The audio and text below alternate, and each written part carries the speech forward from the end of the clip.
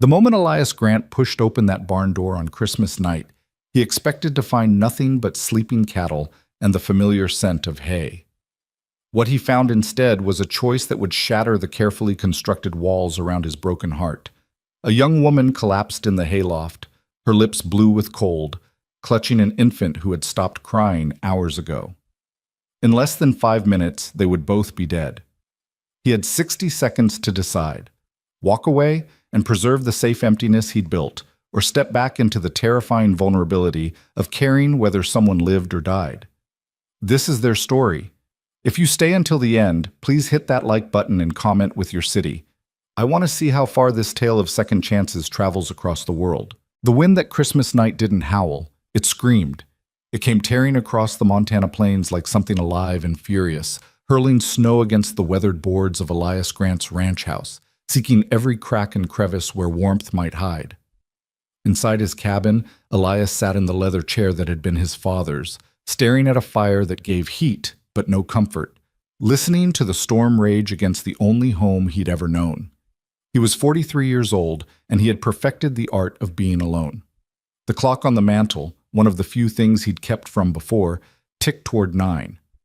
Outside, the temperature had dropped below 0, the kind of cold that killed quickly, mercifully, if you were foolish enough to be caught in it. Elias had seen it happen.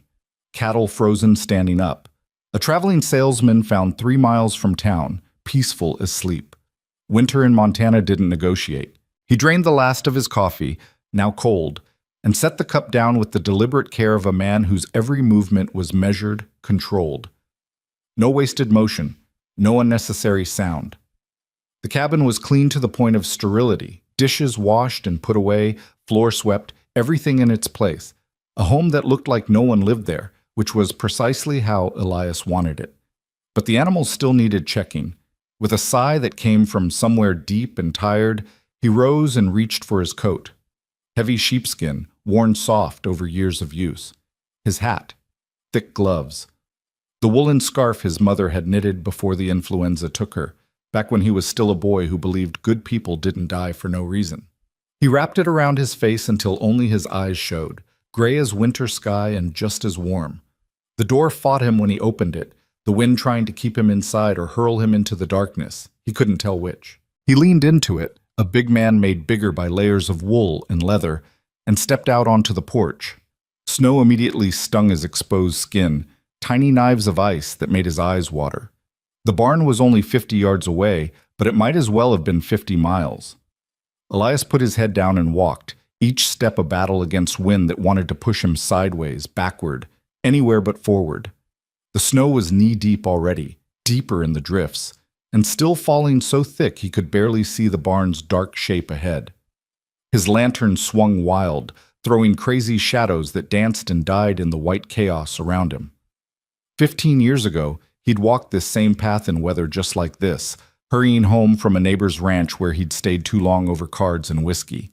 He'd found his wife Sarah in bed with a fever, their 2-year-old daughter Emma burning up beside her. By morning, the fever had taken them both. Just like that. While he'd been laughing over a straight flush and his 3rd glass of bourbon, his whole world had ended. He didn't play cards anymore, didn't drink, didn't stay too long anywhere. The barn door was frozen shut, ice having sealed it closed. Elias had to kick it 3 times, hard, before it finally gave way with a crack that sounded like breaking bones. He stumbled inside and the wind slammed the door shut behind him with a bang that echoed through the rafters. Sudden silence, except for the muffled roar of the storm outside.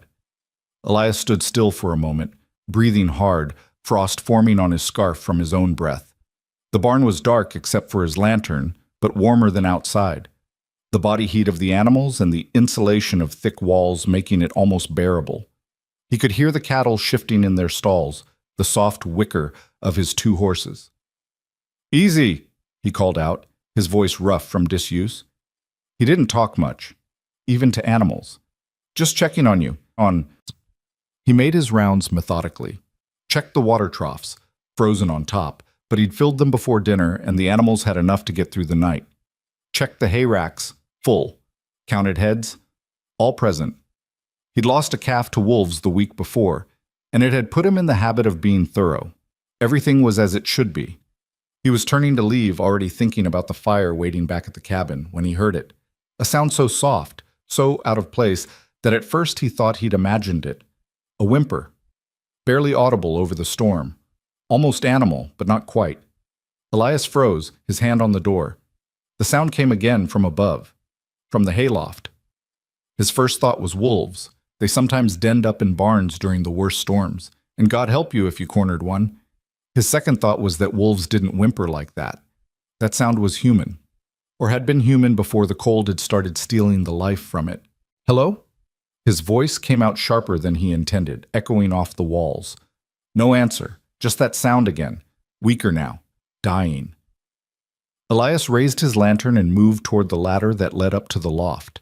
His heart was pounding in a way that had nothing to do with the cold. Every instinct he'd developed over 15 years of careful isolation told him to walk away. Whatever was up there wasn't his problem. Couldn't be his problem. He'd built his life around not having problems that involved other people. His boot hit the first rung of the ladder, the second, the third. His head cleared the loft floor, and he raised the lantern higher. For a moment, his mind couldn't process what he was seeing. It was too impossible, too far outside the realm of things that should exist in his barn on Christmas night. A trick of the light, a hallucination brought on by cold and isolation. But hallucinations didn't breathe frost into the air. A woman lay in the hay, curled into a tight ball against the cold. Her coat, thin, inadequate, designed for autumn, not winter, was crusted with ice. Her hair, dark and matted with snow, fell across a face that was pale as death. And in her arms, wrapped in what looked like every scrap of clothing she owned, was a bundle that could only be one thing: an infant. Neither was moving. "Jesus Christ," Elias whispered, and in that moment all his carefully constructed walls crumbled to dust. He was up the ladder in seconds, his lantern hung on a nail, his gloves already off. He dropped to his knees beside the woman and pressed 2 fingers to her throat, praying for something he didn't believe in anymore. Her skin was ice. For a terrible moment he felt nothing. Then, there. A pulse. Faint as a whisper, but there. "Ma'am," he said, his voice urgent now, his hands moving to her shoulders. "Ma'am, can you hear me?" Nothing. She was beyond hearing, beyond responding, somewhere in that gray place between life and death, where the cold took you and whispered that sleep would be so much easier than fighting. Elias turned his attention to the bundle in her arms.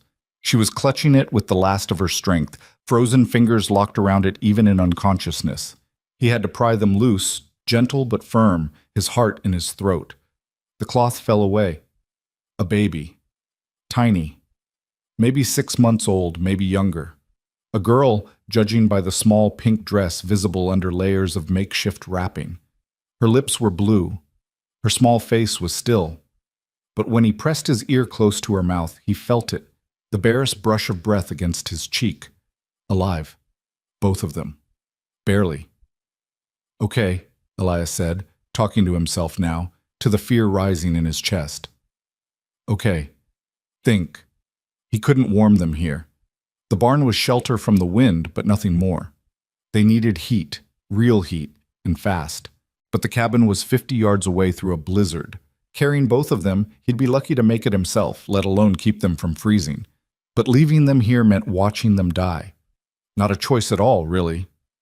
Elias stripped off his coat and wrapped it around the woman, then bundled the baby inside his shirt, against his chest, where his body heat might do some good. The infant was so light, so terribly fragile. He could feel her tiny heart beating against his ribs, fast and desperate. "Stay with me," he murmured, buttoning his shirt over her. "Just stay with me." The woman was dead weight when he lifted her. Small, probably no more than 100 pounds, but unconscious people were always heavier than you expected. He got her over his shoulder in a fireman's carry, grabbed his lantern, and made for the ladder. Getting down one-handed, with a woman over his shoulder and a baby against his chest, was a special kind of hell. Twice his boot slipped on the rungs. The second time he nearly dropped her, and his heart stopped until he caught his balance. The cattle watched him with placid, unconcerned eyes, chewing their cud. The barn door fought him again on the way out, and then he was in the storm. 50 yards had never seemed so far. The wind hit him like a physical blow, and he staggered. Snow drove into his face, blinding him. He could barely see the cabin, just a dark shape that might have been anywhere. The woman's weight pulled at his shoulder. The baby was frighteningly still against his chest. He walked. One step. Another. The snow was deeper now, grabbing at his boots. His lantern blew out, plunging everything into white darkness. He kept walking, using memory instead of sight, counting steps, praying he was going straight and not angling off into the empty prairie where they'd find him in spring, frozen in a drift with two strangers he'd died trying to save. 20 steps. 30. His boot hit something solid, the porch steps. He'd made it. The cabin door was unlocked. He never locked it, what was the point? And he crashed through it more than opened it, stumbling into the warmth and light. He kicked the door shut behind him, cutting off the wind's howl, and for a moment just stood there, breathing hard, ice cracking off his scarf. Then he moved, the fire first. He laid the woman on the floor in front of it, close but not too close, and checked her pulse again. Still there, still fighting. He unwrapped the baby from his shirt and laid her beside her mother, then built up the fire until it roared, feeding it log after log until his small cabin was almost too warm. Blankets next. He had plenty, wool, thick, the kind that held heat. He stripped the wet coat off the woman, pulled off her frozen boots, wrapped her in layer after layer of wool. The baby too, creating a small nest of warmth around her tiny body. The woman's lips were still blue. Her breathing was shallow, rattling. Hypothermia. Severe. He'd seen it before in cattle that survived the winter barely, and the treatment was always the same, warmth, slow and steady, and time. But the baby worried him more. She was so small, so still. He picked her up carefully, this tiny life that weighed almost nothing, and held her close to the fire. Her face was pinched, old-looking the way sick babies got. When he touched her cheek, she didn't respond. "Come on," he whispered, and was startled to hear the break in his own voice. "Come on, little one. Fight." Minutes passed.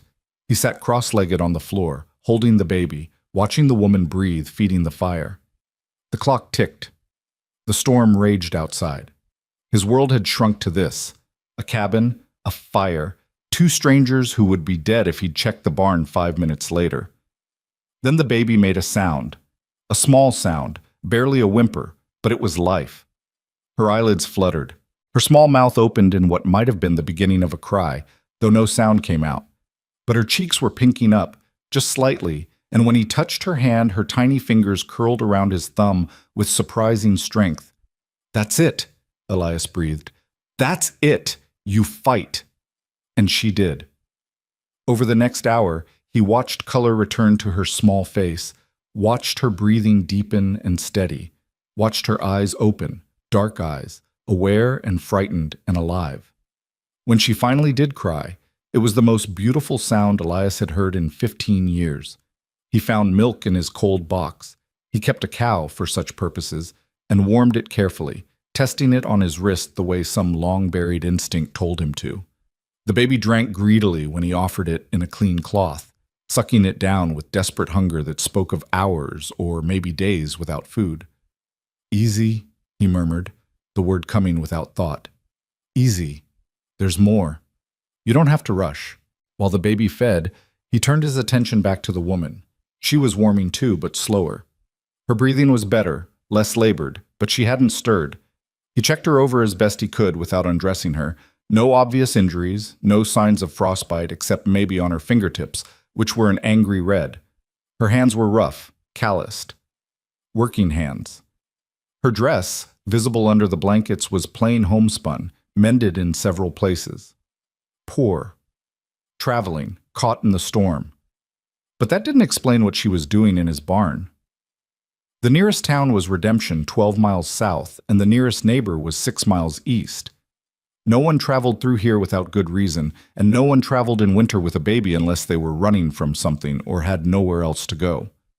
The baby finished the milk and regarded Elias with those dark, serious eyes. She was calmer now, warm and fed, though she watched him with the wariness of a small creature that had learned the world was not kind. He estimated her age at 6 months, maybe 7, old enough to sit up, too young to walk. The kind of age Sarah had loved, when Emma had been all gummy smiles and grabbing hands, and Elias shut that thought down hard. He made a bed for the baby in a drawer from his bureau, padded with blankets, and set it close to the fire where he could watch her. She didn't protest, just looked at him with those knowing eyes until sleep finally took her. He watched her chest rise and fall for a long minute, making sure, then forced himself to look away. The woman slept on. In the firelight, with color returning to her face, he could see she was young, maybe 25, maybe younger. There was something in her face even in sleep, a hardness around the eyes, a tightness to her mouth, that spoke of life lived difficult. Her dark hair, drying now in the heat, curled around her face in a way that would have been pretty if she'd had the luxury of caring about such things. Elias pulled another chair close to the fire and sat, watching them both. He should sleep. It was late, near midnight now, and he had morning chores regardless of what Christmas night had brought him. But he couldn't bring himself to leave them. Not yet. Every few minutes, he checked. Were they still breathing? Still warm? Still alive? The storm howled on outside, shaking the cabin walls. Somewhere in the night, Christmas became the day after. The fire crackled and popped. The baby whimpered in her sleep, and Elias reached over without thinking to rock the drawer gently until she settled. It was near dawn when the woman finally stirred. A small movement first, her hand twitching under the blankets. Then her eyes opened, unfocused, confused. They moved around the cabin, trying to make sense of unfamiliar walls, an unfamiliar fire. Then they found Elias sitting in his chair watching her, and he saw fear spike bright and sudden in their depths. She tried to sit up, got tangled in the blankets, fell back. Her hand moved to her chest, searching, and when it found nothing, panic flooded her face. "My baby," she gasped, her voice hoarse and breaking. "Where's my baby?" "Safe," Elias said quickly, holding up both hands in a gesture of peace. "She's right here. She's safe." He stood and moved to the drawer, lifting it so the woman could see. The baby was sleeping, pink-cheeked and peaceful, completely unaware of her mother's terror. The woman stared at her for a long moment, and Elias saw her lips move in what might have been a prayer, or just thanks, or maybe just the release of fear held too long. "She's okay?" Her eyes moved back to Elias, and he was struck by how dark they were, almost black in the firelight. Beautiful eyes, if they hadn't been so full of fear and exhaustion. "She's okay," Elias confirmed. "I fed her, warmed her. She's been sleeping about 3 hours now." The woman closed her eyes, and he saw a single tear track down her cheek. "Thank you," she whispered. "God, thank you." Then her eyes opened again, and the wariness was back. She pulled the blankets up to her chin, suddenly aware of her situation, alone in a strange cabin with a strange man, weak and vulnerable. Her gaze swept the room, looking for exits, for weapons, for anything that might help if this turned bad. Elias saw the calculation in her eyes and understood it. He stayed where he was, careful not to move too fast, and kept his voice gentle.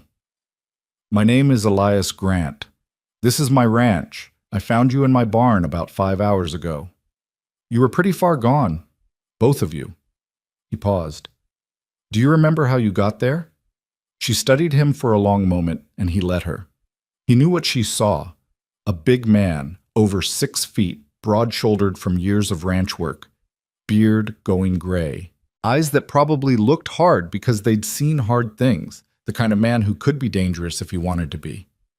But maybe she also saw the gentleness with which he'd lifted the drawer to show her the baby, the way he kept his distance, the fact that she was warm and covered and her child was safe. Something in her face shifted, just slightly. "Hannah," she said finally. "Hannah Reed, the baby's Lucy." She swallowed hard. "We were with a wagon train, headed to Oregon. I got sick, fever. Her voice broke. "They left us. Said they couldn't wait. Said we'd slow them down and they'd all die if they waited." Elias felt something cold settle in his stomach. They left a sick woman and a baby? In winter? Not everyone agreed. Hannah's hands twisted in the blankets. But the man leading, he said we'd catch up when I was better. He left some food, a blanket. Said there was a town not far. Her laugh was bitter, broken. There wasn't, or I couldn't find it. I walked for 2 days, I think, maybe 3. It all... It all runs together. 2 days, Elias repeated, trying to keep the anger out of his voice. 2 days in this cold, with a baby. It was a miracle they'd survived even one. How did you find the barn? I didn't. I saw the shape of it against the snow. I thought maybe it was a house, maybe someone would help. But when I got close, I realized it was a barn. I thought. She stopped, and he saw her throat work as she swallowed. I thought at least we'd be out of the wind. At least when they found us, we'd be together. The matter-of-fact way she said it, when they found us, not if, told Elias everything he needed to know about how close to giving up she'd been. How close they'd both come to becoming just two more casualties of a Montana winter found in the spring thaw. Well, he said, and his voice came out rougher than he intended. You made it. You're both alive. That's what matters. Hannah's eyes found her baby again, and Elias saw the love there, fierce and protective and absolute. The kind of love that kept you walking through a blizzard when every step felt like dying. The kind of love he'd once known and thought he'd never feel again. Can I? Hannah started to sit up again, reaching toward the drawer. Can I hold her? You should probably eat something first. Get your strength back. She's sleeping sound. But even as he said it, Elias was moving the drawer closer because he recognized the need in Hannah's voice. It wasn't about strength or logic. It was about the bone-deep requirement to touch your child, to confirm they were real and alive and safe. He helped her sit up. She was weak, shaking with the effort, and placed Lucy in her arms. Hannah cradled the baby like she was made of spun glass, and Lucy stirred but didn't wake, just made a small sound of contentment and nestled closer to her mother. Hi, sweet girl, Hannah whispered, and her voice broke. Mama's here, Mama's here. Elias turned away, giving them privacy, using the excuse of stoking the fire. He heard Hannah crying softly, heard her murmuring to the baby, and he focused very hard on the fire and not on the memory of Sarah doing the same thing with Emma, back when he'd believed the world was fundamentally good and life fundamentally fair. When he turned back, Hannah had composed herself, though her eyes were red. Lucy was awake now, staring up at her mother with that serious baby expression, and Hannah was smiling through tears. She's heavier, Hannah said, looking up at Elias. She feels heavier. What did you feed her? Cow's milk, warmed. It's not ideal, but it's what I had. And she took it? She was hungry enough to take anything, I think. Hannah nodded, then looked around the cabin properly for the first time. He saw her taking in the details, the neatness, the emptiness, the lack of any personal touches that would suggest a family lived here. No pictures on the walls, no trinkets on the mantel except that clock. Nothing to suggest anyone but a solitary man making his way through winter. You live alone, she said. It wasn't a question. I do. No wife? Elias felt the old familiar tightness in his chest. I did. Once. She died. 15 years ago. I'm sorry. And she sounded like she meant it. Children? One. She died too. The words came out flat, factual. He'd had 15 years to practice saying them without feeling. He wasn't sure if that was a blessing or a curse. Hannah's arms tightened around Lucy. I'm sorry, she said again, softer this time. Elias just nodded.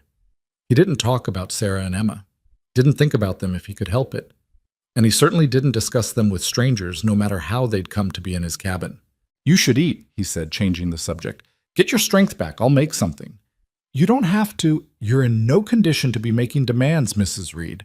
You eat what I give you and rest. Doctor's orders. You're not a doctor.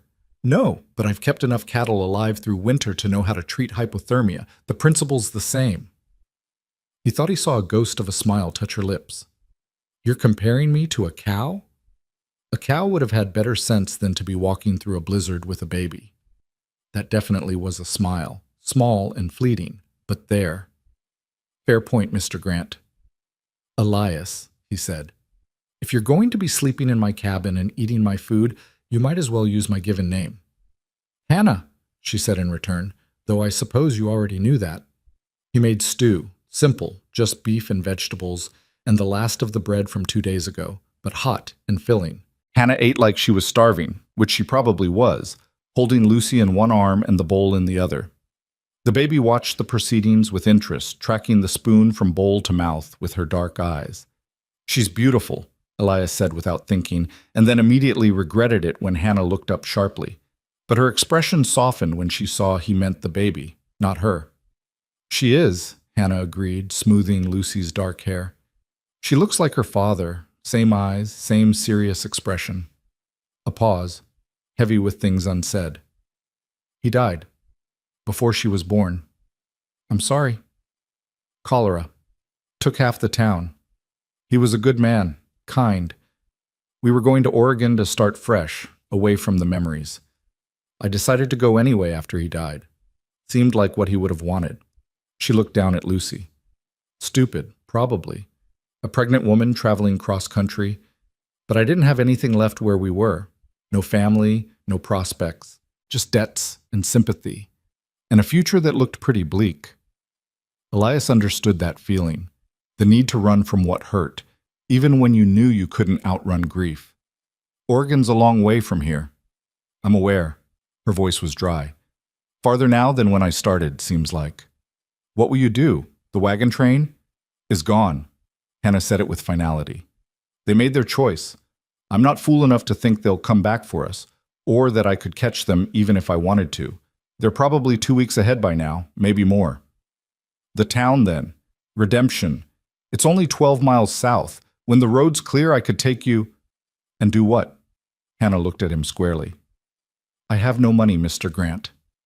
"Elias, I spent everything I had on that wagon train passage. I have no skills beyond cooking and sewing and the kind of work that doesn't pay enough to keep a baby fed.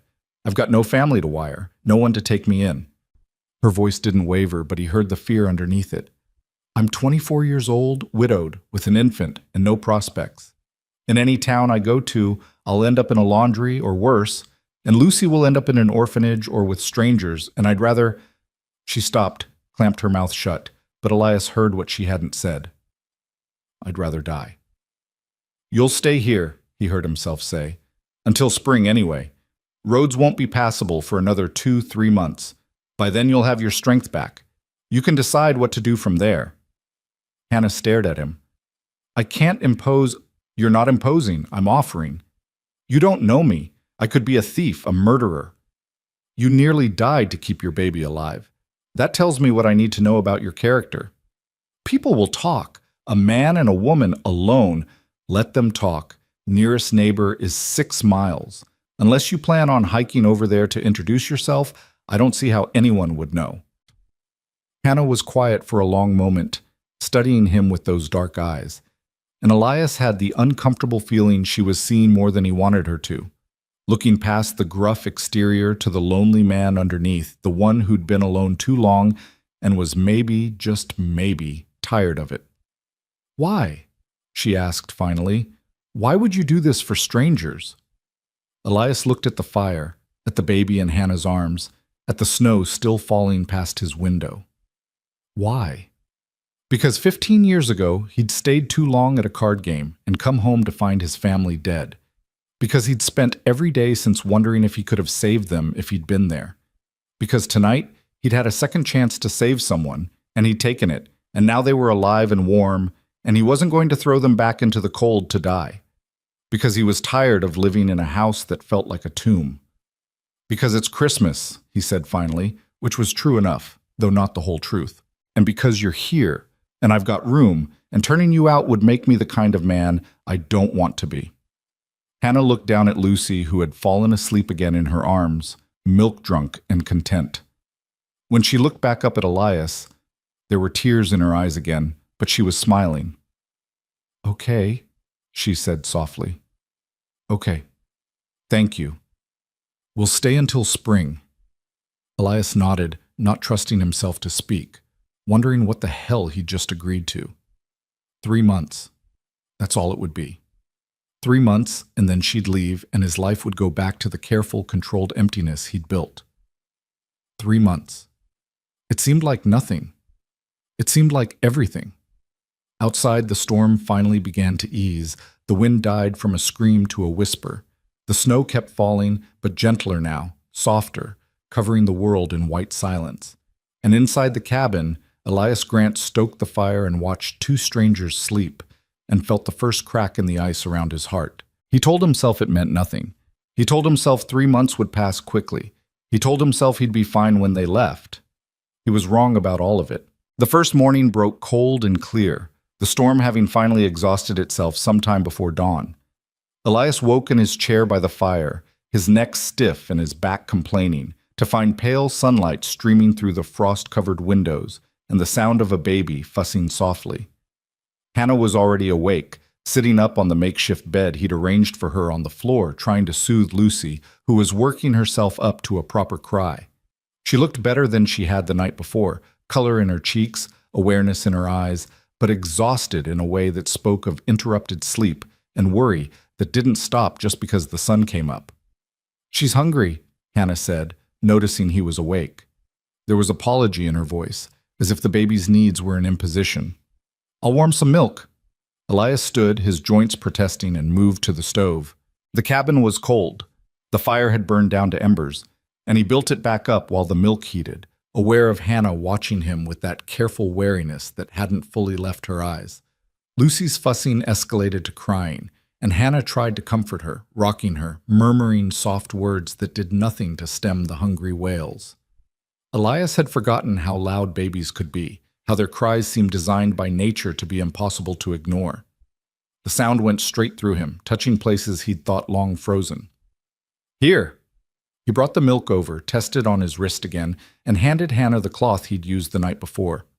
She took it gratefully and offered it to Lucy, who latched on with desperate enthusiasm, her cries cutting off instantly. Silence fell, broken only by the soft sounds of the baby feeding and the crackle of the fire. Hannah's shoulders sagged with relief, and Elias saw how thin she was, how the nightgown she wore, one of his, far too large, hung on a frame that had lost too much weight too fast.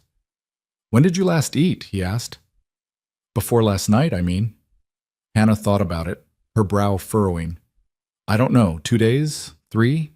I had some dried meat the wagon train left, but I gave most of it to Lucy. Chewed it soft and let her have it. She needed it more." Elias felt that cold anger again, the kind that burned slow and steady. "I'll make breakfast. A real one. You need to get your strength back. You don't have to—" "Stop saying that!" His voice came out sharper than he intended, and he saw Hannah flinch. He softened his tone. "You're recovering from hypothermia and God knows how long without proper food. Lucy needs you healthy, so you'll eat what I make and you'll rest, and that's the end of it." He expected an argument, but Hannah just nodded, too tired to fight. "Thank you," she said quietly. Elias cooked eggs and bacon, fried potatoes, fresh bread toasted over the stove. More food than he usually made for himself, more than he'd cooked in this cabin since Sarah died. The smells filled the small space, rich and homey, and he caught himself wondering what it would be like to cook like this every morning, to have someone to cook for. He shut that thought down quickly. Hannah ate like she was starving, which she was. She tried to pace herself, to eat slowly, but Elias could see the effort it took. Lucy, fed and content, lay in her lap watching everything with those serious dark eyes. "She's very quiet," Elias observed. "The baby. Most infants cry more." She learned early that crying doesn't always bring help. Hannah's voice was matter of fact, but Elias heard the pain underneath. On the wagon train, people complained about the noise, said it bothered them. I tried to keep her quiet. She looked down at Lucy. "She's a good girl, better than I deserve. You kept her alive through a Montana winter with nothing but determination. I'd say that makes you exactly what she deserves." Hannah's eyes met his, and he saw surprise there, as if kindness was something she'd stopped expecting from the world. "You're a good man, Elias Grant." "Don't be too sure about that." "I'm sure enough." After breakfast, Elias showed Hannah where things were. The washroom, such as it was, the clothes that might fit her if she rolled up the sleeves and cinched the waist, the spare blankets. The cabin was small, just 2 rooms, really. The main room that served as kitchen and living space, and the bedroom. There was a door he kept closed, but he didn't mention it, and Hannah didn't ask. "You'll take the bedroom," he said. "I'll sleep out here." "I can't take your bed. You have a baby. You need a real bed, not a pile of blankets on the floor. It's not up for discussion." Hannah looked like she wanted to argue, but Lucy chose that moment to spit up on herself, and the practical concerns of motherhood took precedence over pride.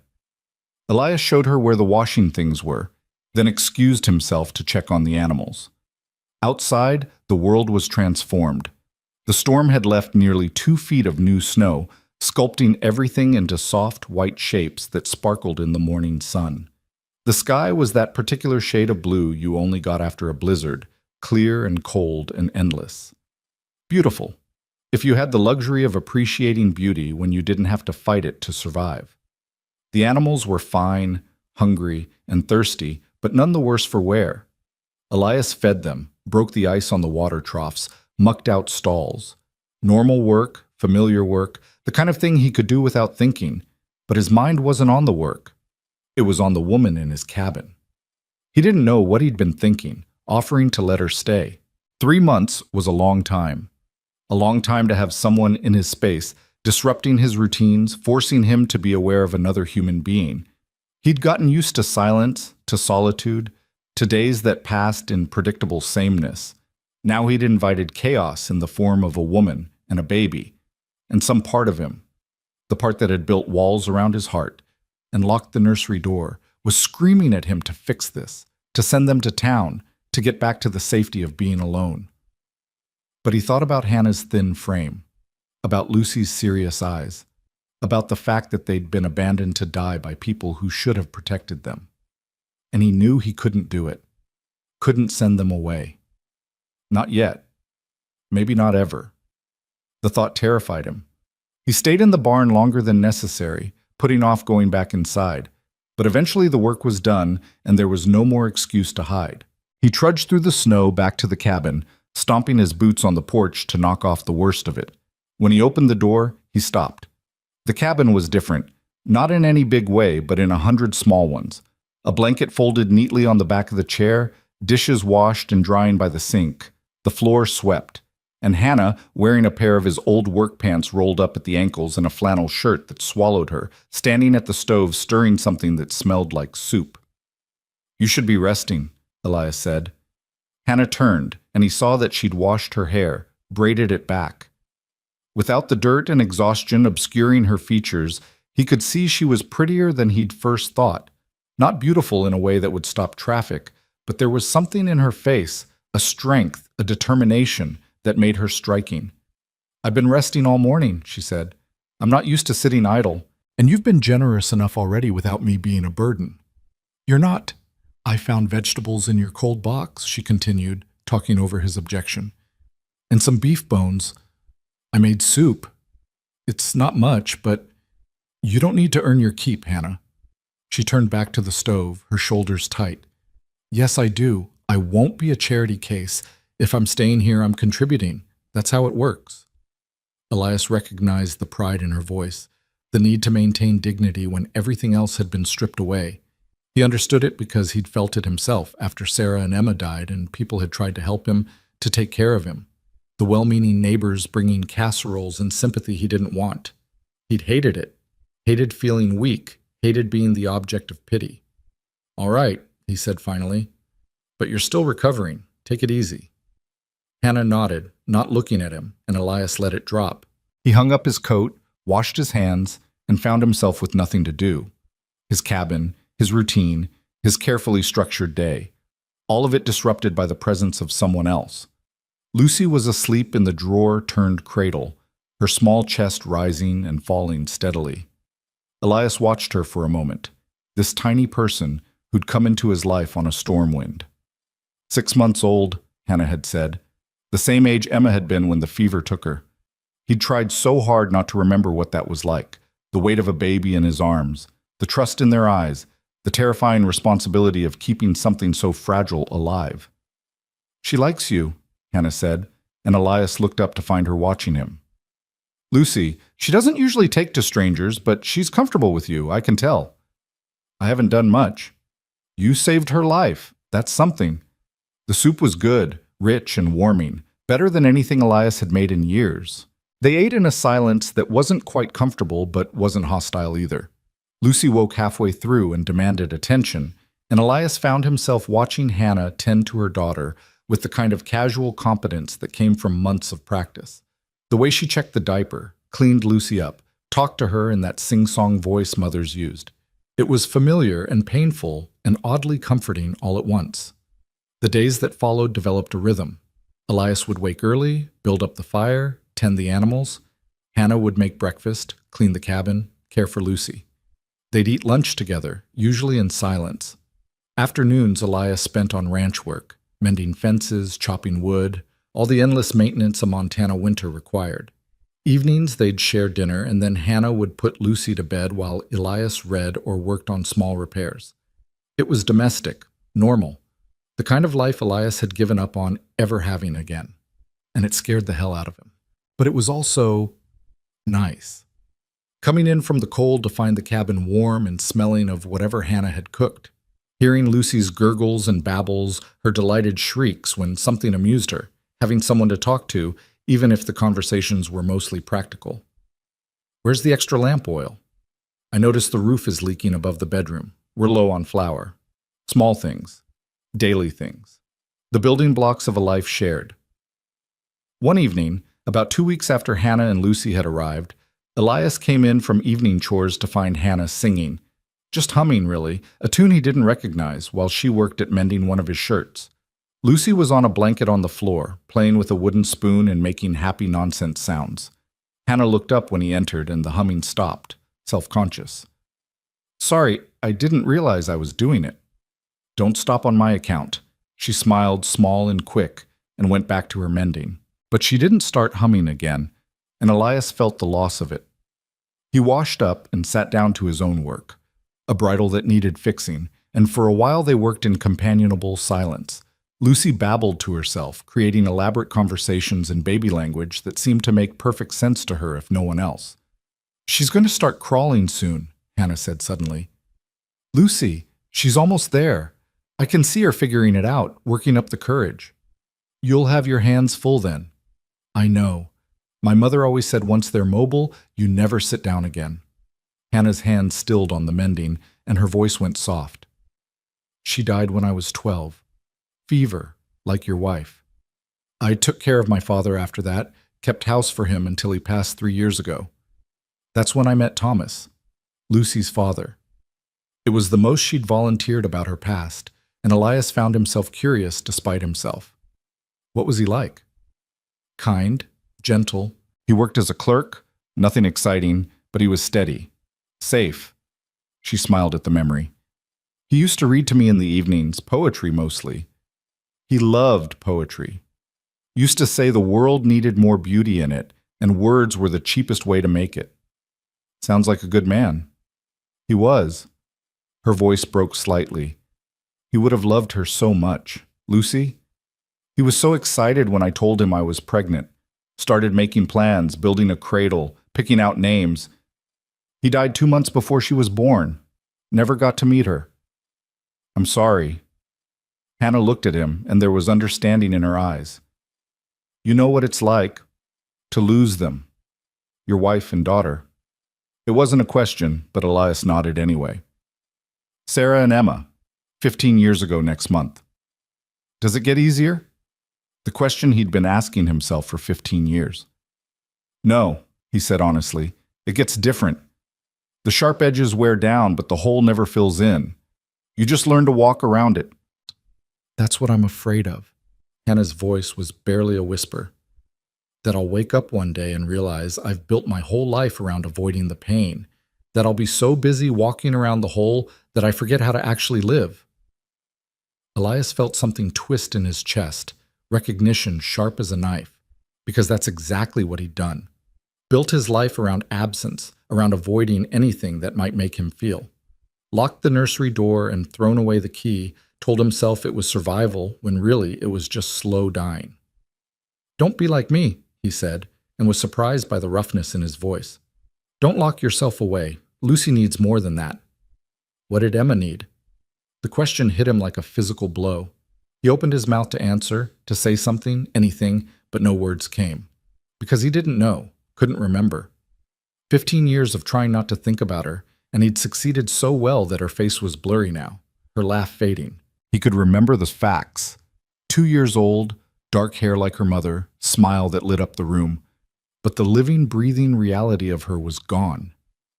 He'd tried so hard to escape the pain that he'd lost even the memories. "I should check the barn," he said abruptly, standing up. "Make sure everything's secure." Elias, but he was already grabbing his coat, already heading for the door, fleeing the question and the woman who'd asked it, and the uncomfortable truth it had forced him to see. He heard Hannah call his name again, but he didn't stop, couldn't stop, just pushed out into the cold night air. The barn was fine, of course. He'd checked it an hour ago. But he went through the motions anyway, checking locks that didn't need checking, straightening tools that were already straight, anything to avoid going back inside and facing what Hannah had made him realize. He'd thought he was surviving, thought he was being strong, keeping it together, managing his grief in a healthy way. But really, he'd just been hiding. He sat down on a hay bale and put his head in his hands, and for the first time in years let himself actually remember. Not the death. He'd remembered that part plenty, had lived it over and over in nightmares and waking moments alike. But the life, the before. Emma at 6 months, laughing at nothing. Emma at 1 year, taking her first wobbling steps. Emma at 18 months, saying dada for the first time. Emma at 2, singing nonsense songs and demanding stories and asking why about everything. Sarah, pregnant with their second child, glowing with joy and plans for the future. Sarah making breakfast while Emma helped by making a mess with the eggs. Sarah reading in the evening while Emma played at her feet. The life they'd had, the life he'd forgotten in his hurry to forget the pain. He didn't know how long he sat there, lost in memories that hurt and healed in equal measure, long enough that his breath frosted the air around him, long enough that his fingers went numb with cold. When he finally went back inside, Hannah was sitting by the fire, Lucy asleep in her arms. She looked up when he entered, and he saw that she'd been crying. Her eyes were red, her cheeks wet. "I'm sorry," she said immediately. "I shouldn't have pushed. It's not my business. You were right to push." Elias sat down across from her, suddenly exhausted. "I needed to hear it, even if I didn't want to." They sat in silence for a while, the fire crackling between them. Lucy snuffled in her sleep, and Hannah adjusted her hold automatically, soothing her without waking. "Tell me about them," Hannah said softly. "Sarah and Emma, if you want to." And to his surprise, Elias found that he did want to. For the first time in 15 years, he wanted to remember out loud, to make them real again in words.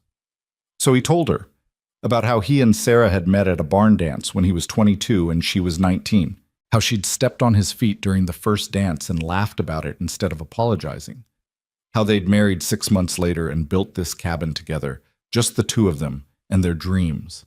He told her about Emma, born on a spring morning, coming into the world screaming and perfect, how Sarah had cried with joy, how he'd held his daughter for the first time and understood what it meant to be terrified and elated all at once. He told her about the little things, Emma's favorite toy, a cloth doll Sarah had sewn, the way Sarah hummed while she cooked, never the same tune twice, how Emma would fall asleep only if he rocked her, never for Sarah, which used to make his wife laugh and pretend to be jealous. He told her about the night he'd stayed too long at the neighbor's place, how he'd come home to find them both burning with fever, how he'd ridden through a storm for the doctor, but by the time they got back it was too late. "I've told myself for 15 years that there was nothing I could have done," Elias said, his voice rough. "The doctor said the fever was too far advanced, that even if I'd been home it wouldn't have mattered. But I don't know, I'll never know, and that's the part that kills me." Hannah was quiet for a long moment. "You know what Thomas said to me right before he died?" Elias shook his head. He said, "Take care of our girl." Not Lucy. He didn't know if the baby was a boy or a girl yet, just our girl. And then he was gone. She looked down at Lucy. "I spent months after he died drowning in guilt, thinking about all the things I should have said, should have done, wishing I'd made him stay home that day instead of going to work, wishing I'd told him one more time that I loved him." "It's not the same. It's exactly the same. You think if you'd been there, you could have saved them. I think if I'd kept him home, the cholera wouldn't have taken him. But we don't know. We can't know. The only thing we can do is decide whether we're going to let the guilt destroy us or whether we're going to honor their memory by actually living." Elias looked at her, This young woman who'd lost her husband and nearly died in a snowstorm and still found the strength to wake up every morning and take care of her baby. Who'd walked for days through freezing cold because giving up meant giving up on Lucy. Who was sitting here now, sharing his grief instead of running from it. "How do you do it?" he asked. "How do you keep going?" Hannah smiled, sad but real. "I look at her." She nodded down at Lucy. "And I realize I don't have a choice. She needs me. So I get up. I put one foot in front of the other. Some days that's all I can manage. But it's enough." They talked until late, sharing stories and silences in equal measure. Hannah told him about growing up in Kansas, about learning to cook from her mother, about her father's slow decline after his wife died. Elias told her about building the ranch with his father, about his mother's death when he was 17, about the dreams he and Sarah had for expanding the herd. It was the most Elias had talked in years, and it felt like lancing a wound, painful but necessary, letting out poison that had been festering too long. Finally, well past midnight, Hannah stood with Lucy in her arms. "I should put her down. Get some sleep." "Hannah?" Elias stood too, suddenly needing to say something he wasn't sure how to articulate. "Thank you, for tonight, for listening. Thank you for talking, for trusting me with their memory." She turned to go to the bedroom, then paused. "Elias, you're not a bad man for surviving. You're not betraying them by moving forward. They wouldn't want you to spend your life locked in grief." After she'd gone, Elias sat by the dying fire and thought about her words. About Sarah, who'd been full of life and laughter and love. About Emma, who'd found joy in everything. Would they want him to live like this? Alone in a house that felt like a mausoleum, going through the motions of life without actually living? He knew the answer. Had always known it, if he was honest. The next morning, Elias woke to the sound of Lucy crying and Hannah's soft voice soothing her. He lay still for a moment, listening, letting himself feel the comfort of not being alone. Then he got up and built the fire and started coffee, falling into the routine that had become familiar over the past 2 weeks. Hannah emerged from the bedroom looking tired but determined. "She's teething," she said by way of explanation. "Didn't sleep well. I could take her for a while, if you want to rest." Hannah looked surprised. "You don't have to—" "I know, but I'm offering." There was a moment of hesitation, that wariness he'd come to recognize as Hannah's default setting with people, the expectation that offers of help came with strings attached. But then she nodded and handed Lucy over.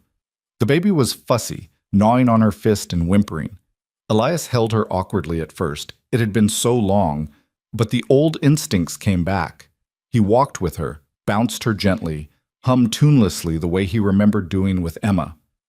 Lucy stopped crying and looked at him with those serious eyes, considering whether to trust this strange comfort or demand her mother back.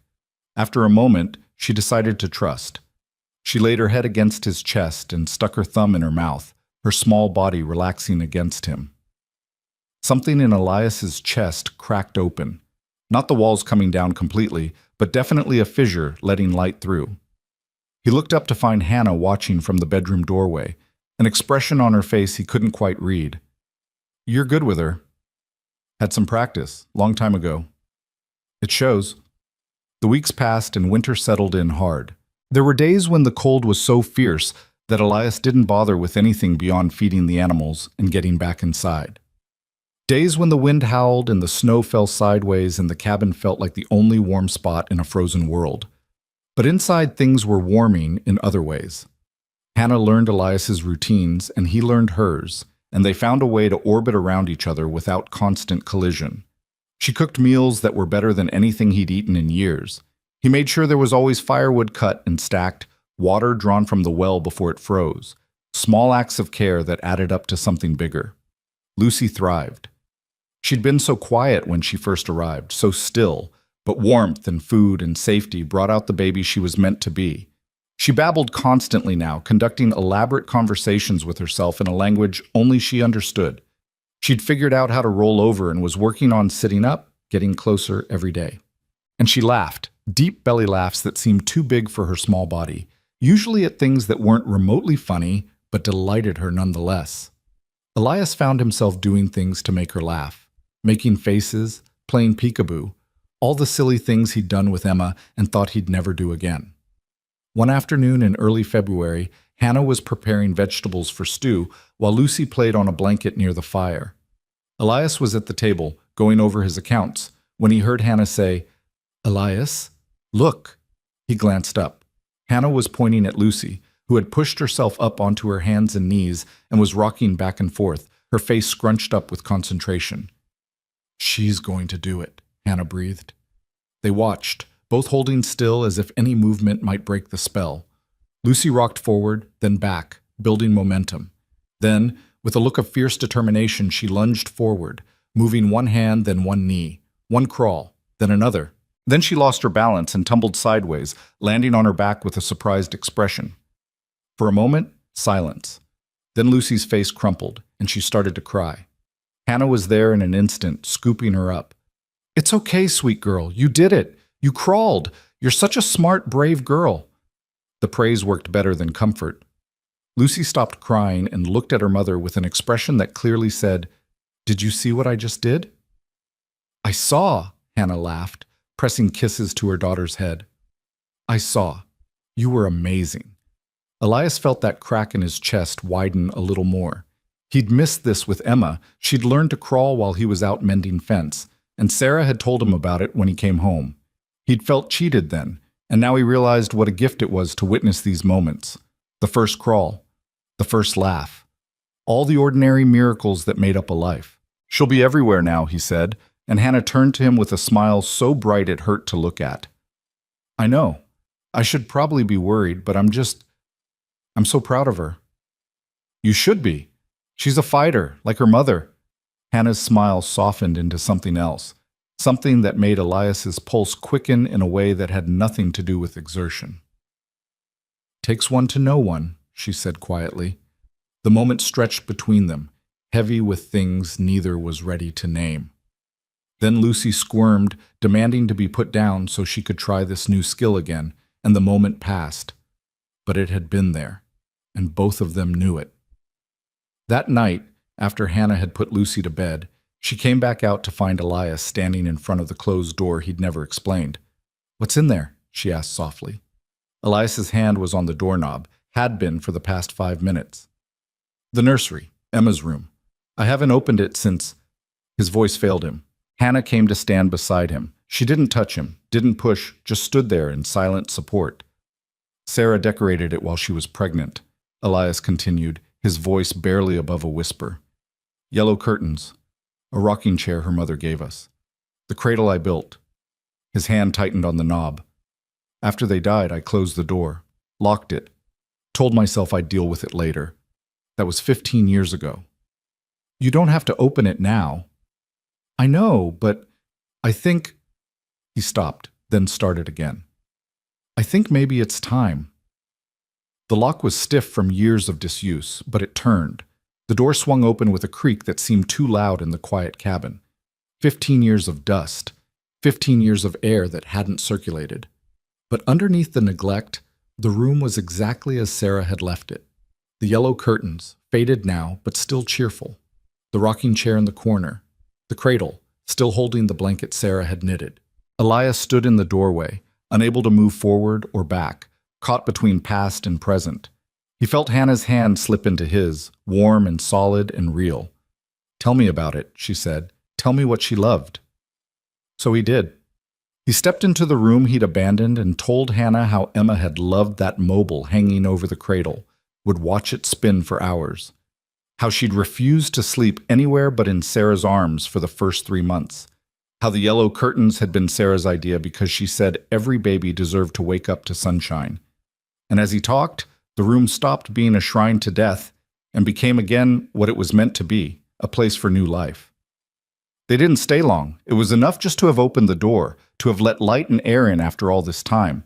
But as they left, Elias didn't close the door behind him, didn't lock it, left it open. Just a crack. But it was a start. March came in like the lion it was supposed to be, bringing warmer days but unreliable weather that could turn from sunshine to blizzard in an hour. The snow began to melt in patches, revealing brown earth that hadn't seen daylight in months. The roads, impassable for weeks, started to clear. And with the clearing roads came the reality that Hannah and Elias had both been avoiding. Spring was coming, and with spring came decisions. Elias noticed Hannah growing quieter as the days lengthened. She still cooked, still cleaned, still cared for Lucy with the same devoted attention. But there was a distance in her eyes now, a sadness that hadn't been there before. He'd catch her staring out the window at the melting snow, her expression unreadable, and he'd know she was thinking about leaving. He should bring it up, should talk about what came next, make plans, be practical. But every time he opened his mouth to start the conversation, the words died in his throat. Because talking about it meant acknowledging that this, the warmth, the companionship, the feeling of home he'd rediscovered, had an expiration date. 3 months. That's what he'd offered. 3 months had come and gone, and he hadn't said a word about her leaving because saying it would make it real. One morning, in mid-March, Elias came in from checking the animals to find Hannah packing. Not obviously, just a few things gathered on the bed, Lucy's clothes folded in a neat pile. But the intent was clear. "Roads are clearing," she said without looking at him. Her voice was carefully neutral. "I saw when I went to draw water, the main path to town is nearly passable." Elias stood in the doorway, snow melting off his boots, feeling like the floor had dropped out from under him. "Hannah, you've been more than generous, Elias, more than anyone had a right to expect, but we can't impose on you forever." She was folding a small blanket, her hands moving with precise, controlled motions. "I've been thinking. There's a boarding house in Redemption. I could work there maybe, cleaning rooms, helping in the kitchen. It would be enough to keep us fed, and Lucy could stay with me while I worked." "You don't have to." "I do." Now she did look at him, and her eyes were bright with unshed tears. "I do have to. I can't stay here living off your charity, taking advantage of your kindness. It's not right. It's not fair to you." "What if I want you to stay?" The words hung in the air between them, too big and too honest. Hannah's hands stilled on the blanket. Lucy, playing on the floor, babbled something that sounded like a question. "You don't mean that," Hannah said finally. "You're just being kind. You've built a good life here, Elias, a quiet life. You don't need us disrupting it." "What if I'm tired of quiet?" Elias took a step into the room, his heart pounding. "What if the last 3 months have been the first time in 15 years I've actually felt alive instead of just existing?" Hannah shook her head, but he saw the longing in her eyes. "You'll feel different when we're gone. You'll have your peace back, your routine. You'll realize this was just a temporary thing, a interruption." "Is that what you think? That you're an interruption? Aren't we?" Elias wanted to tell her no, tell her that she and Lucy had brought light back into a house that had been dark too long, that he woke up every morning looking forward to the day instead of dreading it, that somewhere along the way, between the shared meals and quiet conversations and ordinary moments of domesticity, this had stopped being charity and started being something else entirely. But the words wouldn't come. 15 years of silence, of keeping his feelings locked down tight, couldn't be undone in a single conversation. So instead he just stood there, watching Hannah fold baby clothes and build walls between them, brick by careful brick. "When?" he asked finally. "Few days, maybe a week, when the roads are fully clear." Hannah's voice was steady, but her hands shook slightly as she worked. "I'll need to borrow the wagon. I'll send payment once I'm settled, once I've earned—" "Keep the wagon." "Elias, keep it. I've got 2. Consider it payment for all the cooking and cleaning you've done." It was a lie, and they both knew it, but Hannah nodded, accepting the fiction because it was easier than the truth. "Thank you." The next few days were torture. Hannah prepared for departure with quiet efficiency, while Elias tried to figure out how to ask her to stay without sounding desperate or presumptuous. Lucy, blissfully unaware of the tension, achieved new milestones daily. She could sit up on her own now, could crawl from one end of the cabin to the other. She'd even started pulling herself up on furniture, standing on wobbly legs with a look of fierce concentration that reminded Elias painfully of Hannah. He caught himself memorizing details. The way Hannah hummed while she cooked, the exact shade of her eyes in firelight, the sound of Lucy's laugh. All the small things he'd taken for granted, thinking he had time. On the morning Hannah had designated for departure, Elias woke before dawn and loaded the wagon. supplies for the journey, blankets to keep them warm, food to last until Hannah found work. He checked the wheels, the axles, made sure everything was in working order. Told himself he was being practical when really he was just procrastinating. The sun was up by the time he finished. Hannah was in the cabin, dressing Lucy in her warmest clothes. The baby was fussy, fighting the process the way she always did, and Hannah's patience was clearly wearing thin. "Come on, sweet girl. I know you don't like it, but it's cold out. You need your coat." Lucy responded by bursting into tears, arching her back in protest. It was so normal, so ordinary, that for a moment Elias could pretend this was just another day, that they weren't about to leave, that everything wasn't about to change. Hannah finally got Lucy into her coat and turned to find Elias watching from the doorway. "Wagon ready?" "Yeah." "Then I guess," her voice caught. "I guess it's time." They stood there for a moment, neither moving. Outside, one of the horses whinnied, impatient. The clock on the mantel ticked. Lucy's tears had subsided to sniffles. "Hannah," Elias started, but she shook her head. "Don't, please. If you say something kind, I'll—" She stopped, blinking hard. "Let's just go. Clean break." She picked up her small bag of belongings in one hand and Lucy in the other. Walked to the door. Elias moved aside to let her pass, and their shoulders brushed. He felt the contact like electricity. The morning was cold but clear, the kind of day that promised spring, even if winter wasn't quite done yet. Elias helped Hannah into the wagon seat, then handed Lucy up to her. The baby looked around with wide eyes, confused by this change in routine. 12 miles south, Elias said, his voice rough. "Stay on the main road. You'll see the church steeple before you see the town. Can't miss it." "I know, you told me." Hannah adjusted Lucy in her lap, not meeting his eyes. "Thank you, Elias. For everything. I'll never forget—" Lucy's scream cut her off. Not a cry of protest or discomfort, a scream of pain, high and terrible, that turned both their heads instantly. The baby was rigid in Hannah's arms, her small face contorted, her body shaking. "Lucy!" Hannah's voice was pure panic. "Lucy, what's wrong? Baby, what—" Another scream, and then Lucy went limp. Her eyes rolled back. Her skin, which had been pink with health moments before, went pale and waxy. "No," Hannah whispered. "No, no, no!" Elias was moving before conscious thought, reaching up to take the baby from Hannah's arms. Lucy's skin was burning, fever, sudden and severe, the kind that could kill in hours if left untreated. "Get down," he ordered. "Get down now. We're not going anywhere." "But now, Hannah!" She scrambled down, and Elias was already striding back to the cabin, Lucy limp in his arms. Behind him, he heard Hannah's footsteps, heard her ragged breathing that might have been sobs. He kicked the door open and went straight to the bedroom, laying Lucy on the bed. The baby's eyes were half closed, unfocused. Her breathing was rapid and shallow. When Elias pressed his hand to her forehead, the heat was shocking. "What's happening?" Hannah was beside him, her hands hovering over her daughter, afraid to touch, afraid not to. "She was fine this morning. She was fine." Fever came on fast. Elias was already moving, his mind clicking through everything he knew about treating sick children.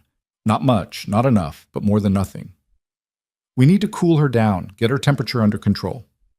"How? What do we—" "Water, cool, not cold, cloths." He was stripping off Lucy's coat, her dress, down to just her diaper. "And we need medicine. I've got willow bark tea that'll help with the fever." Hannah ran for the water while Elias prepared the tea, his hands surprisingly steady despite the fear clawing at his chest. Lucy whimpered but didn't cry, didn't have the strength for it. Her small body was slack, unresponsive.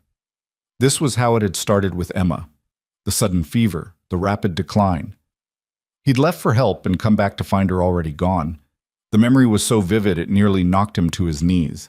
But Hannah needed him, Lucy needed him.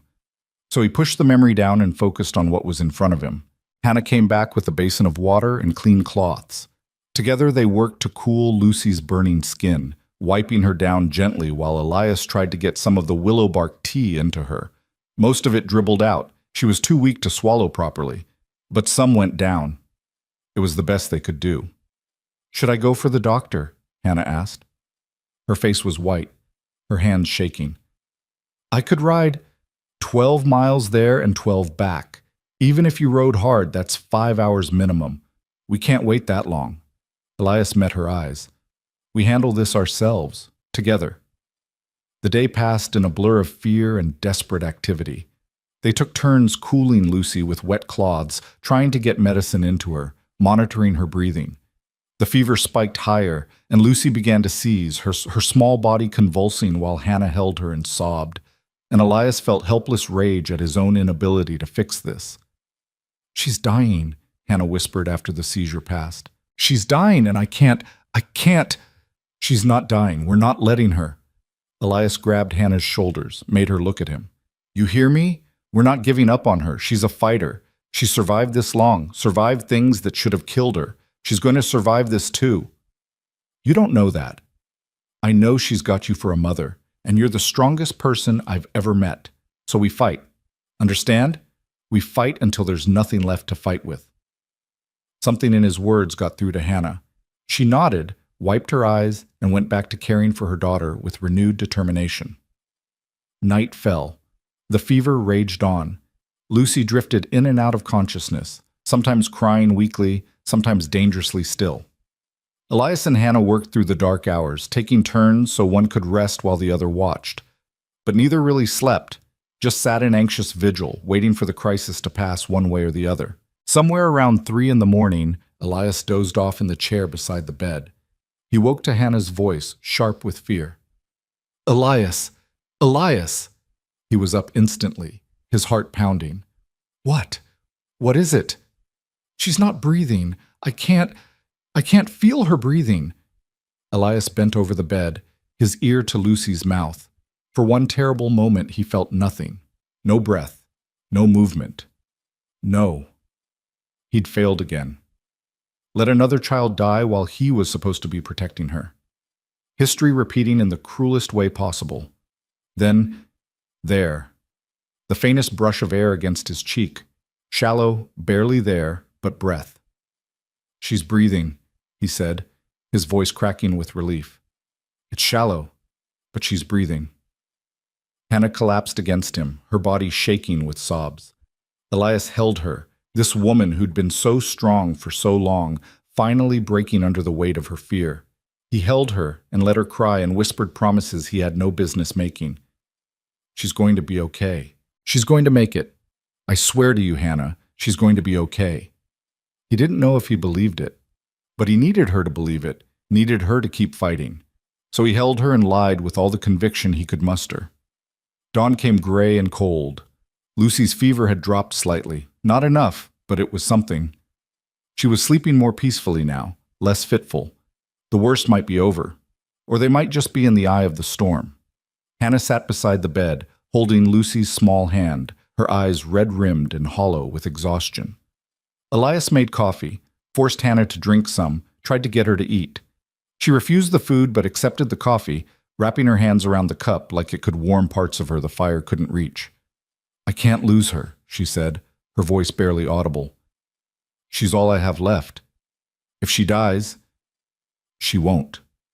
You can't promise that. No, but I can promise that we're doing everything possible, that we're not giving up, that we'll fight as long as there's fight in us. He sat down beside her, close enough that their shoulders touched. And I can promise that whatever happens, you're not alone. You don't have to carry this by yourself. Hannah turned to look at him, and in her eyes he saw everything she was too exhausted and scared to say. The gratitude, the fear, the something else that had been building between them for weeks and had no name yet. Why? She whispered. Why do you care so much? We're nothing to you. We were supposed to leave today. I turned the wagon around, Elias said simply. The moment she got sick, I turned it around. Does that sound like you're nothing to me? I don't understand. Neither do I. He reached out and took her free hand, the one not holding Lucy's. All I know is that 3 months ago I was alone in a cabin that felt like a tomb, going through the motions of living without actually being alive.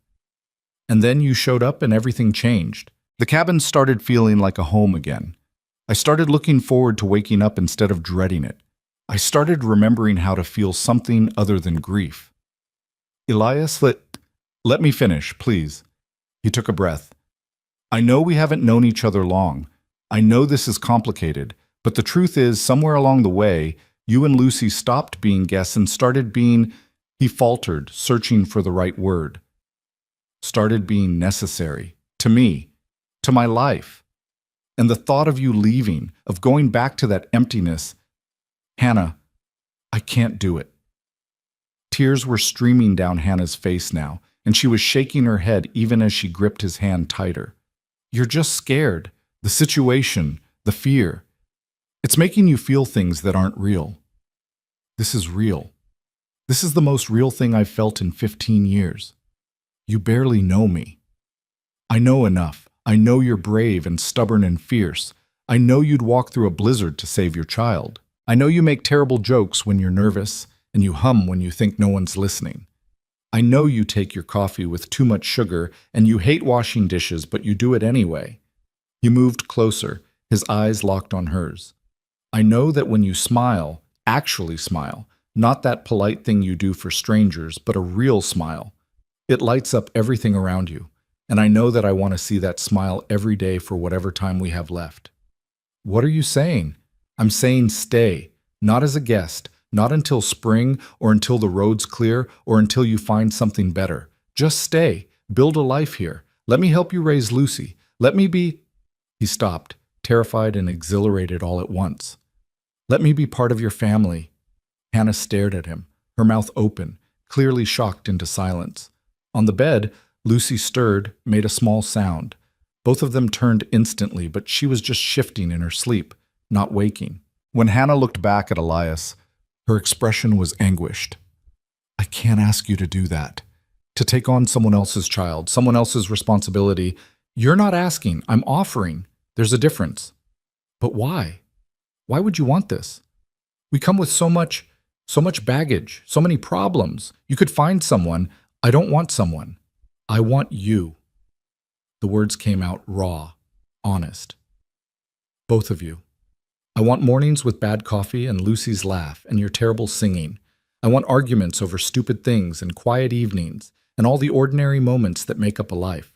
I want to stop hiding from feeling things. I want to stop being afraid that caring about someone means losing them. What if you do lose us? Hannah's voice broke. What if Lucy doesn't make it? What if I get sick or something happens? Life doesn't give guarantees, Elias. You know that better than anyone. I do know that. But I also know that hiding from life to avoid pain just means you never really live at all. I've spent 15 years in that prison, and I'm done. I'd rather have one real day with you than 1,000 safe, empty ones alone. Hannah closed her eyes, and tears leaked from beneath her lashes. You're asking me to believe in something I'm not sure exists anymore. Hope. Future. The idea that good things can last. I'm not asking you to believe anything. I'm just asking you to stay. Let the rest figure itself out as we go. For a long moment, Hannah said nothing, just sat there with her eyes closed, holding her daughter's hand in one of hers and Elias's in the other. He could see her processing, weighing, fighting with herself. Finally, she opened her eyes and looked at him. Really looked at him, past the surface to whatever lay beneath. He let her look. Let her see all of it. The loneliness, the grief, the desperate hope that maybe, just maybe, he got a second chance at this. If I stay, she said slowly, it's not because I need saving. It's not because I have nowhere else to go. It's because I choose to, because I want to. Is that clear? Relief flooded through Elias so strong it left him dizzy. Crystal clear. And Lucy comes first, always. If you can't accept that, I wouldn't want it any other way. And I need time to figure this out, to understand what I'm feeling. I can't just jump into whatever this is without thinking it through. Take all the time you need. I'm not going anywhere. Hannah nodded slowly, and something in her face relaxed. Not all the tension. There was still too much fear for Lucy, too much uncertainty about everything else. But some of the desperate loneliness that had been there since the day Elias found her in the barn seemed to ease. Okay, she whispered. Okay, we'll stay. The next hours were the longest of Elias's life. Lucy's fever fluctuated, rising and falling in waves that left them both exhausted from the emotional whiplash. Every time it spiked, they fought it back down with cool cloths and medicine. Every time she seemed to improve, they held their breath, afraid to hope. But slowly, gradually, the fever began to break for real. By late afternoon of the second day, Lucy's temperature had dropped to nearly normal. Her breathing was steady. Her color was better. And when Hannah tried to give her some water, she swallowed it down and looked at her mother with eyes that were aware, present, alive. "Mama," Lucy said. It was barely a whisper, but it was the most beautiful sound either of them had ever heard. Hannah burst into tears, pulling her daughter close, rocking her, and murmuring thanks to whatever forces had spared her child. Elias stood back, giving them space. His own eyes burning with tears, he didn't try to hide. They'd done it. Against odds that had seemed impossible, against his own history of failure and loss, they'd saved her.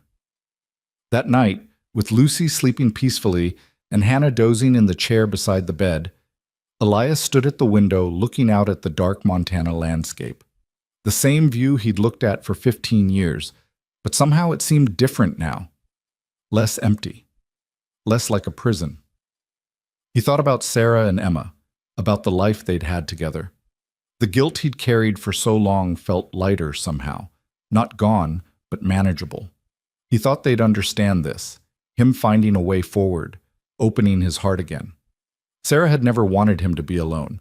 She'd made him promise, in those last coherent moments before the fever took her completely, to find happiness again, to live. He'd thought that promise was impossible to keep, but maybe, just maybe, he'd been wrong. Behind him, he heard Hannah stir. He turned to find her watching him from the chair, Lucy cradled against her chest. "Can't sleep?" she asked quietly. "Too much to think about." "Second thoughts?" Elias crossed to her, knelt down beside the chair so they were eye level. Lucy was deeply asleep, her face peaceful in a way it hadn't been for days. Hannah looked exhausted but relieved, the worst of the fear finally draining away. "No second thoughts," he said firmly. "You?" Hannah reached out and touched his face, her fingers gentle against his beard. It was the first time she'd initiated contact beyond necessity, and the intimacy of it made his breath catch. "I'm terrified," she admitted. "Terrified of trusting this. Terrified of what it means. Terrified that I'm making a huge mistake." "And?" "And I'm staying anyway. Because being terrified and alone sounds a lot worse than being terrified with you." Elias caught her hand, pressed it against his cheek. "That's the most romantic thing anyone's ever said to me." Hannah laughed, the sound surprised out of her. "That's pathetic." "Maybe, but it's true." He smiled at her, feeling lighter than he had in years. "We're going to be okay. All of us." "You sound pretty sure." "I am. We just fought death for 2 days and won. Everything else is going to seem easy by comparison." "I don't know if that's optimism or insanity." "Probably both." They sat there in comfortable silence, watching Lucy sleep, watching the night deepen outside the windows. There was still so much to figure out, practical things like sleeping arrangements, and what people would say and how to build a life from the broken pieces they'd both been carrying. But for now, this was enough. The breaking point had come and gone, and on the other side of it, something new was beginning. Something fragile and uncertain, but real. Outside, spring continued its slow advance on winter. Inside, 3 people who'd nearly lost everything began the careful work of building something worth keeping. Lucy's recovery was slow but steady. 3 days after the fever broke, she was sitting up again, reaching for her toys with the determined concentration that had become familiar. A week later, she was crawling, then pulling herself up on furniture, reclaiming all the milestones the illness had temporarily stolen. Hannah barely let her out of sight, watching her with the fierce protectiveness of someone who'd come too close to losing everything. Elias watched them both, this woman and child who'd become the center of his carefully reconstructed world, and felt something he'd thought was dead forever stirring back to life. It wasn't the same as what he'd felt for Sarah and Emma, that love had been young and untested, built in easier times. This was different, harder won, forged in crisis and survival and the shared understanding of how fragile life could be. It scared him how much he cared, how quickly they'd become essential. The spring thaw continued, turning the world into mud and slush and the promise of green things. The cattle grew restless in their winter quarters, and Elias started the work of preparing for calving season. It was familiar work, good work, but now when he came in at the end of the day, there was warmth waiting. Hannah's cooking, Lucy's babbling, the simple comfort of not being alone. But there was also an awkwardness neither of them quite knew how to navigate. They'd said things during Lucy's illness, raw, honest things that couldn't be unsaid. Elias had asked Hannah to stay, to build a life with him. She'd agreed, but neither had addressed what that actually meant in practice. Were they just housemates sharing space, friends helping each other survive? Something more that neither had the courage to name? The uncertainty hung between them like smoke, visible but intangible, impossible to grasp or clear away. 2 weeks after the crisis, on a morning when the sun actually felt warm for the first time all year, Elias found Hannah in the kitchen staring at the closed nursery door. She had Lucy on her hip, and the baby was reaching toward the door with curious fingers, babbling questions in her own language. "I've been thinking," Hannah said without turning around, "about that room. It's just sitting there, and Lucy's getting too big for the drawer. She needs a proper bed." Elias felt his chest tighten. He'd opened the door, yes, but only once, hadn't been back inside since that night with Hannah. The idea of actually using it, of filling it with life again, was both what he wanted and what terrified him most. "You want to put her in there?" His voice came out rougher than intended. "Only if you're okay with it. I know what that room means to you, but it seems wrong to leave it empty when Lucy needs it." Hannah finally turned to look at him. "We could fix it up, clean it out, make it new." Make it new. Not erase what it had been, but transform it. Let it serve the purpose it was meant for again. "Yeah," Elias said, the words scraping past the lump in his throat. "Yeah, let's do that." They spent the afternoon in the nursery together. Hannah cleaned while Elias assessed what could be salvaged and what needed replacing. The curtains Sarah had made were yellowed with age, but still serviceable. The cradle Elias had built was solid, just needed some fresh varnish. The rocking chair needed new cushions. Lucy crawled around exploring every corner with the fearless curiosity of babies who haven't learned that the world can hurt them. She pulled books off the small shelf, banged on the walls, tried to eat everything she could reach. Normal baby chaos that the room had been waiting 15 years to witness again. "Tell me about her," Hannah said, running a cloth over the windowsill. "Emma, what was she like?" Elias had been dreading this question, but also needing to answer it. To make Emma real again through words, through memory, spoken aloud instead of locked away. "Loud," he said, and surprised himself with a laugh. "Sarah used to say she came out screaming and never really stopped. Not crying, just making noise, singing, babbling, yelling for the pure joy of hearing her own voice." He picked up a small wooden horse he'd carved, turned it over in his hands. She loved this thing, carried it everywhere. Called it Hossy, because she couldn't say horse yet. "She sounds wonderful." She is. I don't know what tense to use for dead children. The words came out bitter, and he regretted them immediately. But Hannah just nodded, understanding. "I do that with Thomas. Try to talk about him in present tense because past tense feels like erasing him. But he's not here, so present tense is a lie too." They worked in silence for a while, both lost in their own memories. Lucy found the mobile that had hung over Emma's crib and shrieked with delight, batting at it with her small hands. The sound echoed in the room that had been silent too long. "There's something I need to tell you," Elias said abruptly. The words had been building for days, and he couldn't hold them back anymore. "About that night, when Sarah and Emma died." Hannah stopped cleaning and gave him her full attention, waited. "I wasn't here. I was at the neighbor's place, playing cards, drinking too much. Having a good time while they were here, burning up with fever." His hands tightened on the wooden horse. "If I'd been here, maybe I could have done something. Ridden for the doctor sooner, kept them cool, something." "Or maybe you would have died too," Hannah said quietly. "The fever took half the valley that winter. You told me that yourself. But I'll never know, and that's what kills me. The not knowing. The wondering if my being selfish, staying out late, cost them their lives." Hannah crossed to him, took the wooden horse from his hands, and set it down carefully. Then she took both his hands in hers, and looked him straight in the eye. Listen to me. You were human. Humans make mistakes, have fun, live their lives. You didn't kill them. The fever did. And you surviving doesn't make you guilty. It makes you lucky in the cruelest possible way. Her grip tightened. I know about guilt. I know about the what-ifs that eat you alive, but I also know that drowning in them doesn't honor the people we lost. Living does. Moving forward does. I don't know if I know how. Neither do I. But maybe we can figure it out together. They stood there in the nursery, hands linked, Lucy playing at their feet, and Elias felt something shift. Not the grief disappearing, that would always be there, a part of him like his bones, but maybe the shape of it changing. Becoming something he could carry instead of something that crushed him. I want to tell you something, Hannah said, about why I agreed to stay.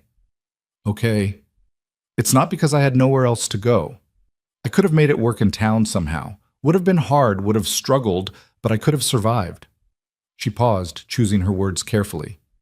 I stayed because when I look at you, I see someone who understands, who knows what it's like to lose everything and keep going anyway, who doesn't expect me to be over it or moved on or anything other than exactly where I am. I'm not sure that's much of a reason. It's the best reason. Because I'm so tired of pretending to be fine when I'm not, of putting on a brave face and soldiering through. With you, I don't have to do that. I can just be broken and trying to heal, and that's enough. Elias pulled her closer until their foreheads touched. Lucy, noticing her mother's distraction, crawled over and grabbed onto Hannah's skirt, pulling herself up with a triumphant squeal. We're a mess, he said. We really are. Think we can be a mess together? Make it work somehow? I think we're already doing it. Over the next week, they transformed the nursery. Elias repainted the walls a soft blue. Hannah sewed new curtains from fabric she found in town during a supply run. They cleaned the cradle until it gleamed, and Elias carved Lucy's name into the headboard the same way he'd carved Emma's 15 years before.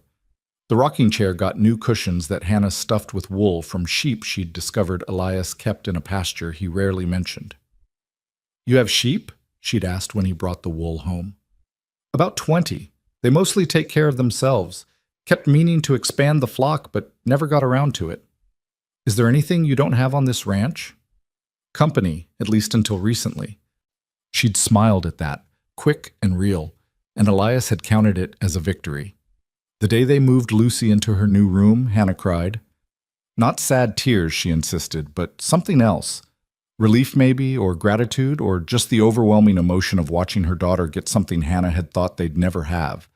A real home, stability, a future that looked hopeful instead of desperate. Lucy loved her new room immediately. She spent hours in the cradle playing with her toys, reaching for the mobile, babbling at the walls. At night, Hannah would rock her in the chair and sing soft lullabies, and sometimes Elias would stand in the doorway watching, his heart so full it hurt. One night, Hannah caught him standing there and smiled. You can come in, you know, it's not a private show. Elias entered, feeling like he was crossing some invisible threshold. He sat on the floor near the rocking chair, and Lucy immediately reached for him, wanting to be held. Hannah passed her over without hesitation, trusting him with her most precious thing. She's getting so big, Elias said, settling Lucy against his chest. The baby yawned, fighting sleep the way she always did, convinced she might miss something important. I know, sometimes I miss her being tiny, even though those early days were so hard. Hannah's voice went soft. Thomas never got to see her like this, never got to see her smile or hear her laugh. He missed everything. I'm sorry. Me too, but I think...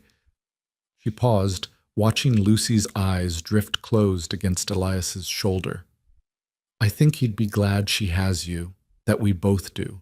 He always wanted me to be happy, to have help, to not do everything alone. Tell me about him, if you want to.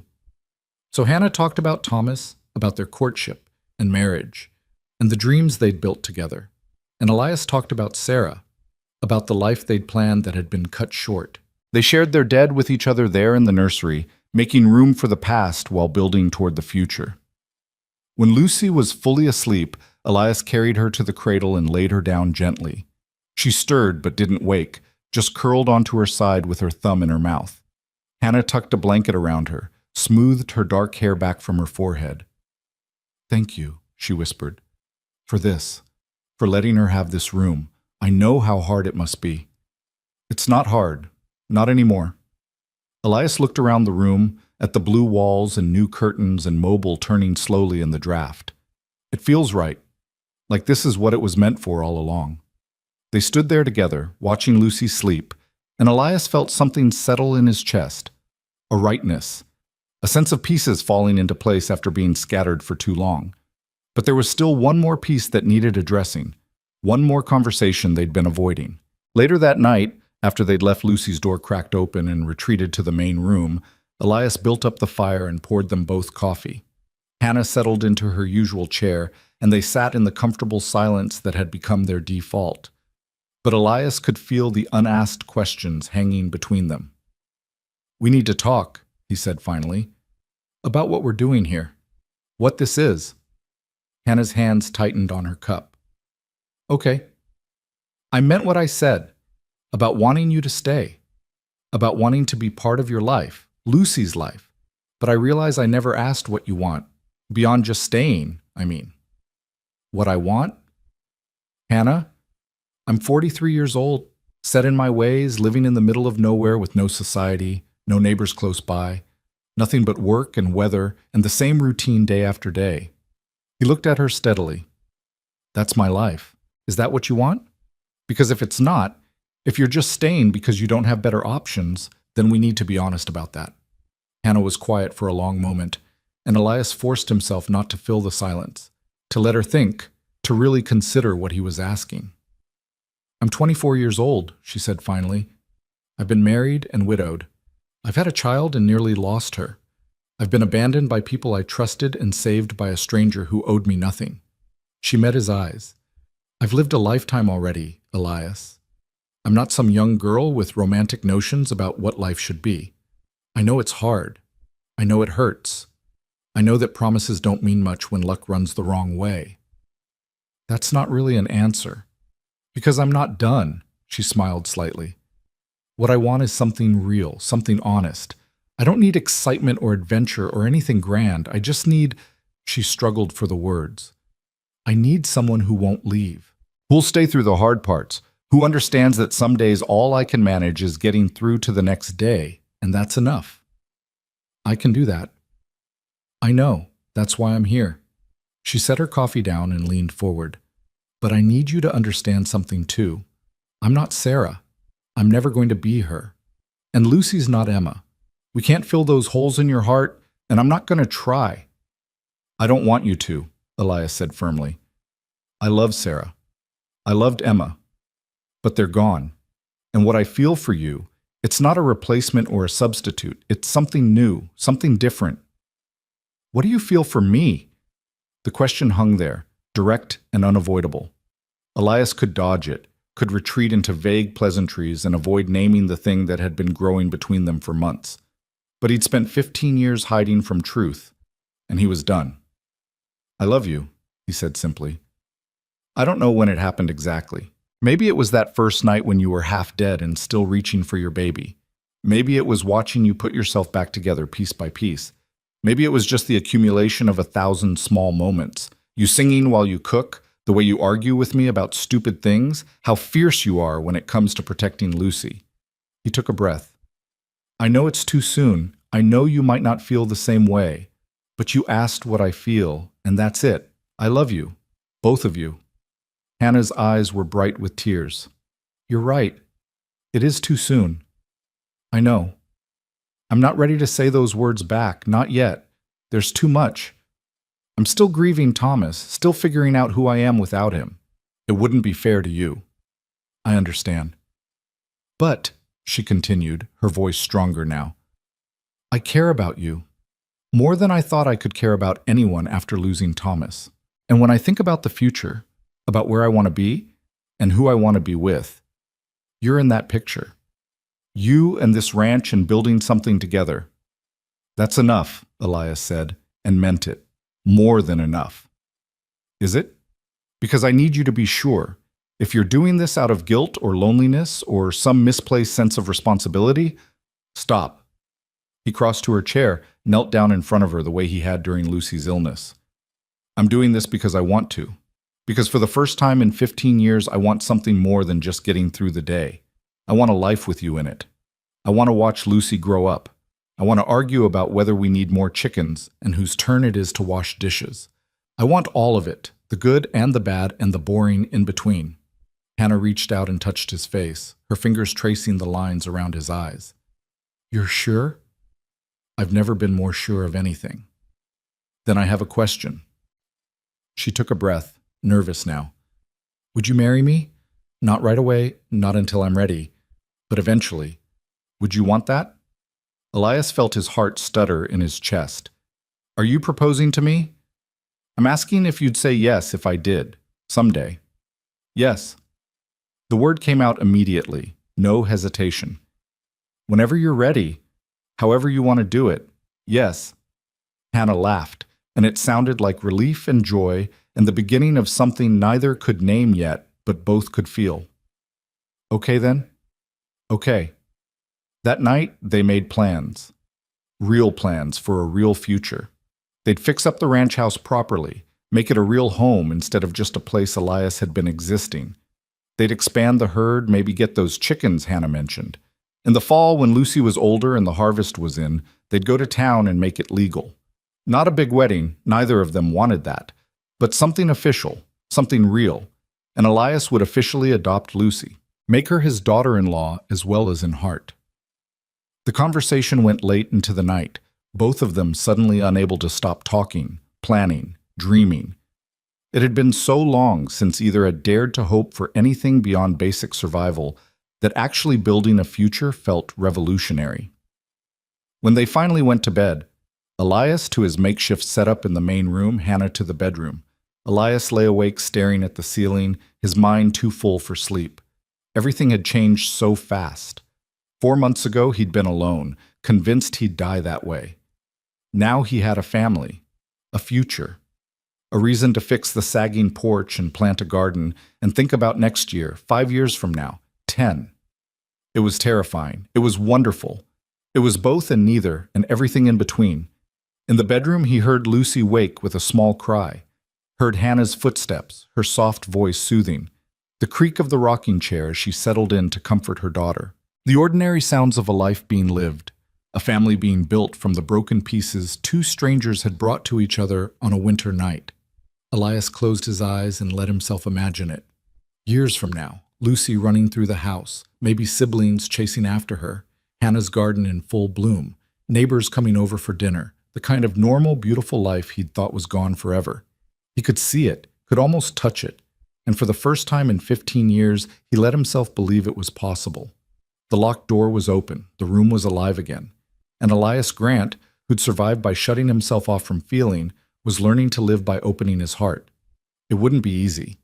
There would be hard days, setbacks, moments when the grief came back strong enough to knock them both down. But they'd face it together. 3 people who'd found each other in the dark and decided to build something in the light. Tomorrow he'd start fixing the porch, plant that garden, make the ranch into the kind of place where a child could grow up happy and safe. But tonight, he just listened to the sounds of his family and felt grateful beyond words that he'd checked the barn on that Christmas night, that he'd found them, that he'd made the choice to care when caring had seemed impossible. Everything had changed, and Elias was finally ready for it. Spring came in earnest, transforming the Montana landscape from white to green almost overnight. The snow melted in rushing streams that fed the creek running through Elias's property. Wildflowers pushed through the mud, painting the hillsides in colors that seemed too bright after months of monochrome winter. The cattle were turned out to pasture, their calves kicking up their heels in the sunshine, and the whole world felt like it was waking up from a long, cold sleep. Elias woke up too. Not all at once, but in increments. Small changes that accumulated into something bigger. He started humming while he worked, catching himself and realizing he'd picked up the habit from Hannah. He fixed the sagging porch, replaced rotted boards, built proper steps instead of the makeshift ones he'd been using for years.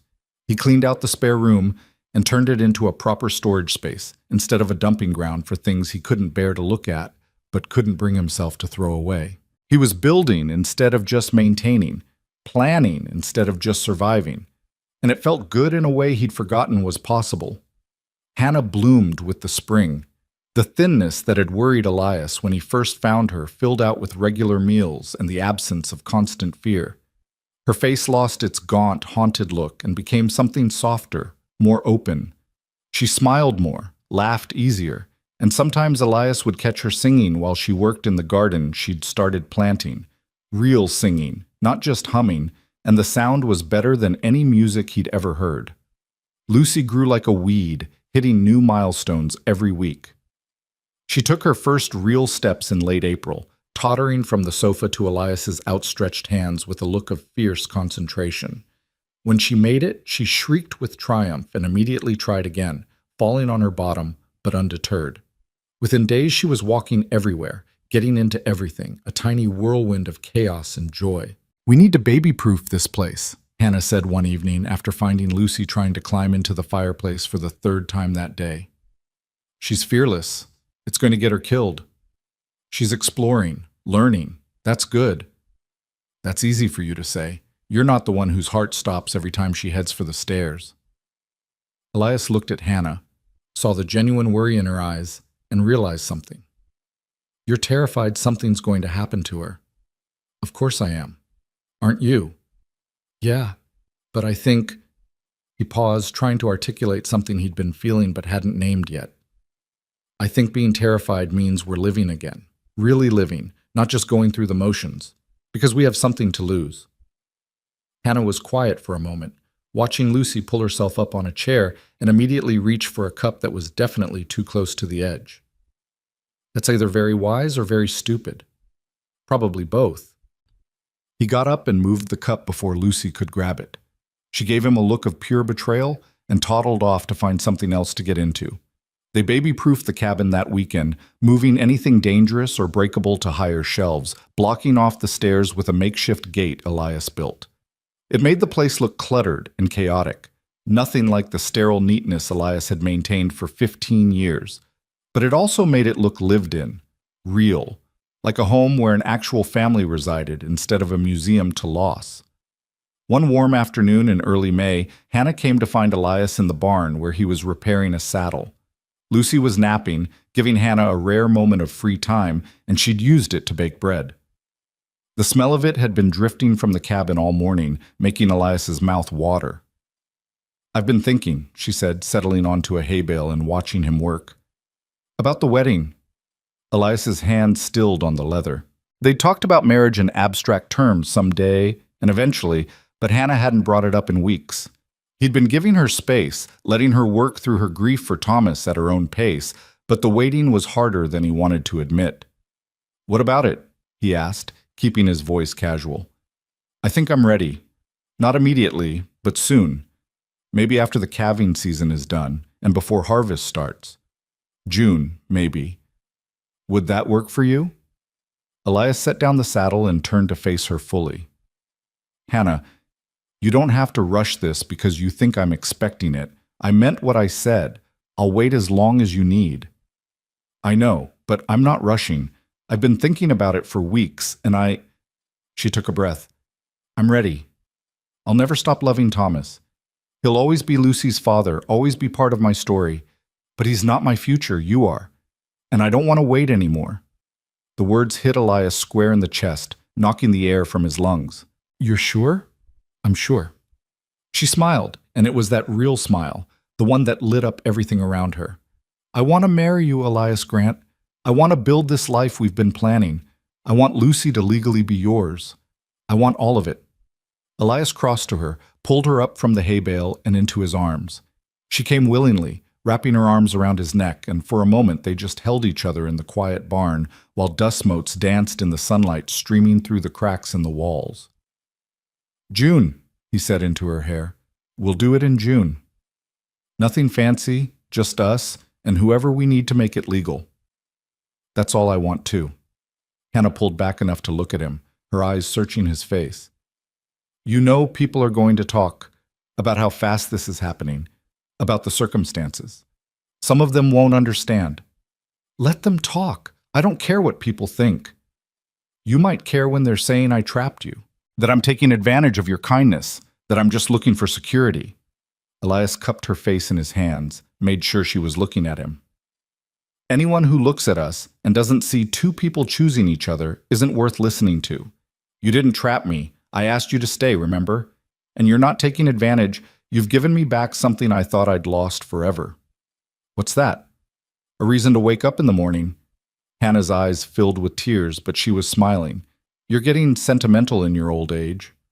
I'm 43, not ancient. Tell that to your creaky knees when you get up in the morning. He laughed and kissed her, the first real kiss they'd shared. It was soft and tentative at first, both of them nervous, both carrying the weight of past loves and present fears. But then Hannah's hands tightened in his hair, and Elias pulled her closer, and it became something more. A promise. A beginning. A choice made and confirmed. When they finally pulled apart, both breathless, Hannah was blushing like a girl. Well, she said, that was worth waiting for? I was going to say terrifying, but sure, we'll go with your version. They planned the wedding over the next few weeks, fitting it in between the endless work of running a ranch and raising a toddler. It would be simple, they decided. They'd go to Redemption, find the circuit judge who came through once a month, make it legal. Maybe have dinner at the boarding house afterward to celebrate. Nothing fancy, nothing that required preparation they didn't have time for. But Hannah surprised him one evening by showing him a dress she'd been working on in secret.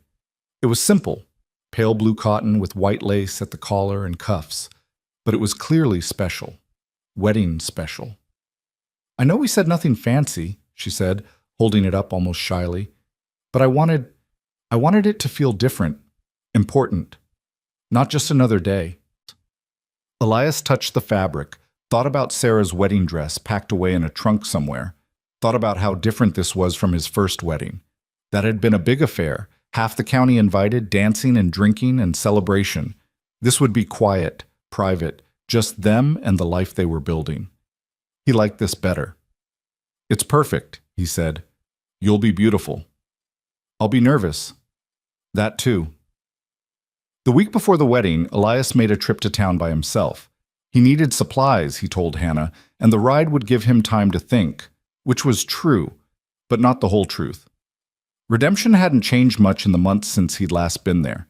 Same dusty main street, same handful of businesses, same people going about their lives with the steady persistence of folks who'd chosen to make a home in hard country. A few people nodded to him as he passed, and he nodded back, aware that he'd become something of a mystery to them over the years. The hermit rancher who never came to town except for absolute necessities, who'd shut himself away after losing his family. Well, that was about to change. He stopped at the general store first, picking up flour and sugar and the other supplies Hannah had listed. Mrs. Henderson, who ran the store, raised her eyebrows when she saw the quantities. Stocking up for something special, Elias? Getting married next week. Her eyes went wide. Married? To who? I didn't even know you were courting anyone. Her name's Hannah Reed. She's been staying at my place since winter. Has a baby daughter, Lucy. The calculation in Mrs. Henderson's eyes was instant and obvious. Winter to spring, a woman and baby appearing out of nowhere, marriage happening fast. Elias could see her putting together a story that probably wasn't flattering to either him or Hannah. I see, she said carefully. Well, congratulations, I suppose. Thank you. Elias paid for his supplies, not bothering to correct whatever assumption she was making. Hannah had been right. People would talk. But he meant what he'd said. He didn't care. His next stop was the assayer's office, which also served as the unofficial record keeper for the area. He found Mr. Patterson hunched over his desk, squinting at some document through thick spectacles. Elias Grant, Patterson said, looking up in surprise. Didn't expect to see you in town. What can I do for you? I need to file some papers, adoption papers. Adoption? Patterson pulled out a form, dipped his pen in ink. Who are you adopting? Lucy Reed. She's 7 months old. Her father's dead. Her mother's agreed to let me adopt her when we marry next week. Patterson wrote it all down, asking the necessary questions, filling out the legal requirements. When he was done, he looked at Elias with something like curiosity. You know, I've known you since you were a boy. Knew your father before you. Watched you build that ranch from nothing. Watched you lose your family, watched you close yourself off afterward. He paused. Glad to see you rejoining the living. So am I, Elias said, and meant it. His final stop was the jeweler's, a tiny shop tucked between the boarding house and the church. The proprietor, a man named Kovacs who'd emigrated from Hungary 10 years back, looked up from the watch he was repairing. Mr. Grant, this is unexpected pleasure. How can I help? I need a ring, wedding ring, something simple but well made. Kovacs smiled and pulled out a tray of rings. For the lady or for you? Both. Ah, so you're getting married. Congratulations. Kovacs began showing him options, explaining the differences in metals and stones and craftsmanship. Elias listened, trying to imagine which Hannah would like. In the end, he chose matching bands of plain gold, simple and unadorned. Not fancy, but solid, built to last. They reminded him of Hannah, no unnecessary decoration, just pure strength and beauty that didn't need embellishment. Good choice, Kovacs said, wrapping them carefully. Very good choice. May you have many happy years together. That's the plan. Elias rode home as the sun was setting, his saddlebags full of supplies, and his pocket holding 2 small rings that represented a future he'd thought was impossible. The ranch came into view as twilight fell, and he saw lights in the windows, saw smoke rising from the chimney, saw Hannah's small garden beside the house, the vegetables just starting to poke through the soil, saw the porch he'd fixed, the fence he'd mended, all the small repairs that added up to making this place a home again. This was his life now, and it was good. Hannah met him at the door, Lucy on her hip. The baby reached for him immediately, babbling "da-da" in the way she'd started doing lately, even though they hadn't taught her. It made Elias's heart clench every time. Did you get everything? Hannah asked, letting him take Lucy while she helped with the saddlebags. Everything and more. He kissed the top of Lucy's head, breathing in her baby smell. How was your day? Lucy discovered mud. I discovered that mud is impossible to get out of everything. We're both exhausted. She's going to be a ranch girl, that one. Can't avoid mud on a ranch. I'm realizing that. Hannah started unpacking the supplies, organizing them in the kitchen. Mrs. Chen from the neighboring ranch stopped by while you were gone. Elias stiffened. What did she want? To introduce herself, she said, brought over some eggs and asked a lot of questions about how long I'd been here and where I came from and what my intentions were. Hannah's voice was dry. I think the whole county knows about us by now. I may have mentioned our wedding plans at the general store. Let me guess, Mrs. Henderson? She's going to tell everyone. I figured as much. Hannah didn't sound particularly bothered. Mrs. Chen was polite enough, but I could tell she was forming opinions, probably not flattering ones. I don't care what Mrs. Chen thinks. I know, but I do. A little. Hannah turned to face him. I don't want people thinking badly of you because of me. You've lived here your whole life. These are your neighbors. And you're going to be my wife. That makes you more important than any of them. Lucy started fussing, wanting down, and Elias set her on the floor where she immediately toddled off toward her toys. He crossed to Hannah and took her hands. Listen to me. People are going to think what they want to think. Some of them will understand, some won't. Some will judge us no matter what we do, but none of that matters as long as we know the truth. He squeezed her hands gently. And the truth is, we found each other when we both needed finding. We chose each other, and we're building something real and good and honest. That's all that matters. Hannah nodded, but he could see the worry still lingering in her eyes. She'd been judged before, he realized. Probably spent her whole life being judged, for being poor, for being widowed, for having a child and no husband, for all the things women got judged for that men never did. What if they're mean to Lucy? She asked quietly. What if the other children, when she's older, say cruel things because of how we started? Then we teach her that she's loved and wanted, and that's what matters. That she's ours by choice, which makes her even more special. He pulled Hannah close. And if anyone's cruel to her, they'll answer to me. The wedding day came on a perfect June morning, all sunshine and blue sky and the kind of warmth that promised summer was coming. Elias woke early, too nervous to sleep, and did his chores in record time. He shaved carefully, put on his best clothes. Not much better than his everyday ones, but cleaner and less worn. Polished his boots until they shone. Hannah was already up when he came inside. Lucy fed and dressed in a small white dress that Hannah had somehow found time to make. Hannah herself was still in her regular clothes, the blue wedding dress laid out on the bed waiting. "I'm terrified," she admitted, bouncing Lucy to keep her entertained. "Is that normal?" "I'm terrified too, so yeah, probably normal." "What if I mess up the vows? What if Lucy cries through the whole thing? What if—" Elias kissed her, cutting off the spiral of worry. "It's going to be fine. Perfect even. Because at the end of it, we'll be married, and nothing else really matters." They loaded into the wagon an hour later, Hannah in her blue dress looking more beautiful than Elias had ever seen her, Lucy content in her mother's arms. The ride to Redemption took 2 hours over roads still muddy from spring rains. They didn't talk much, both lost in their own thoughts, both aware that they were crossing a threshold that couldn't be uncrossed. The town was busier than usual, some kind of market day happening in the square. People stared as they passed, recognizing Elias, curious about the woman beside him. Elias ignored them all, focused on getting to the courthouse where Judge Morrison held his monthly sessions. They found the judge in his temporary chambers, a small room at the back of the general store. He was an older man, gray-haired and grave, who'd seen enough of life to not be surprised by much. He looked at Elias and Hannah and Lucy without judgment, just professional assessment. "You're here to be married?" "Yes, sir," Elias said. "And the child?" "My daughter," Hannah said firmly. "Lucy Reed. She'll be Lucy Grant after today if the adoption papers go through." "I see." Morrison pulled out the necessary forms. "I'll need witnesses.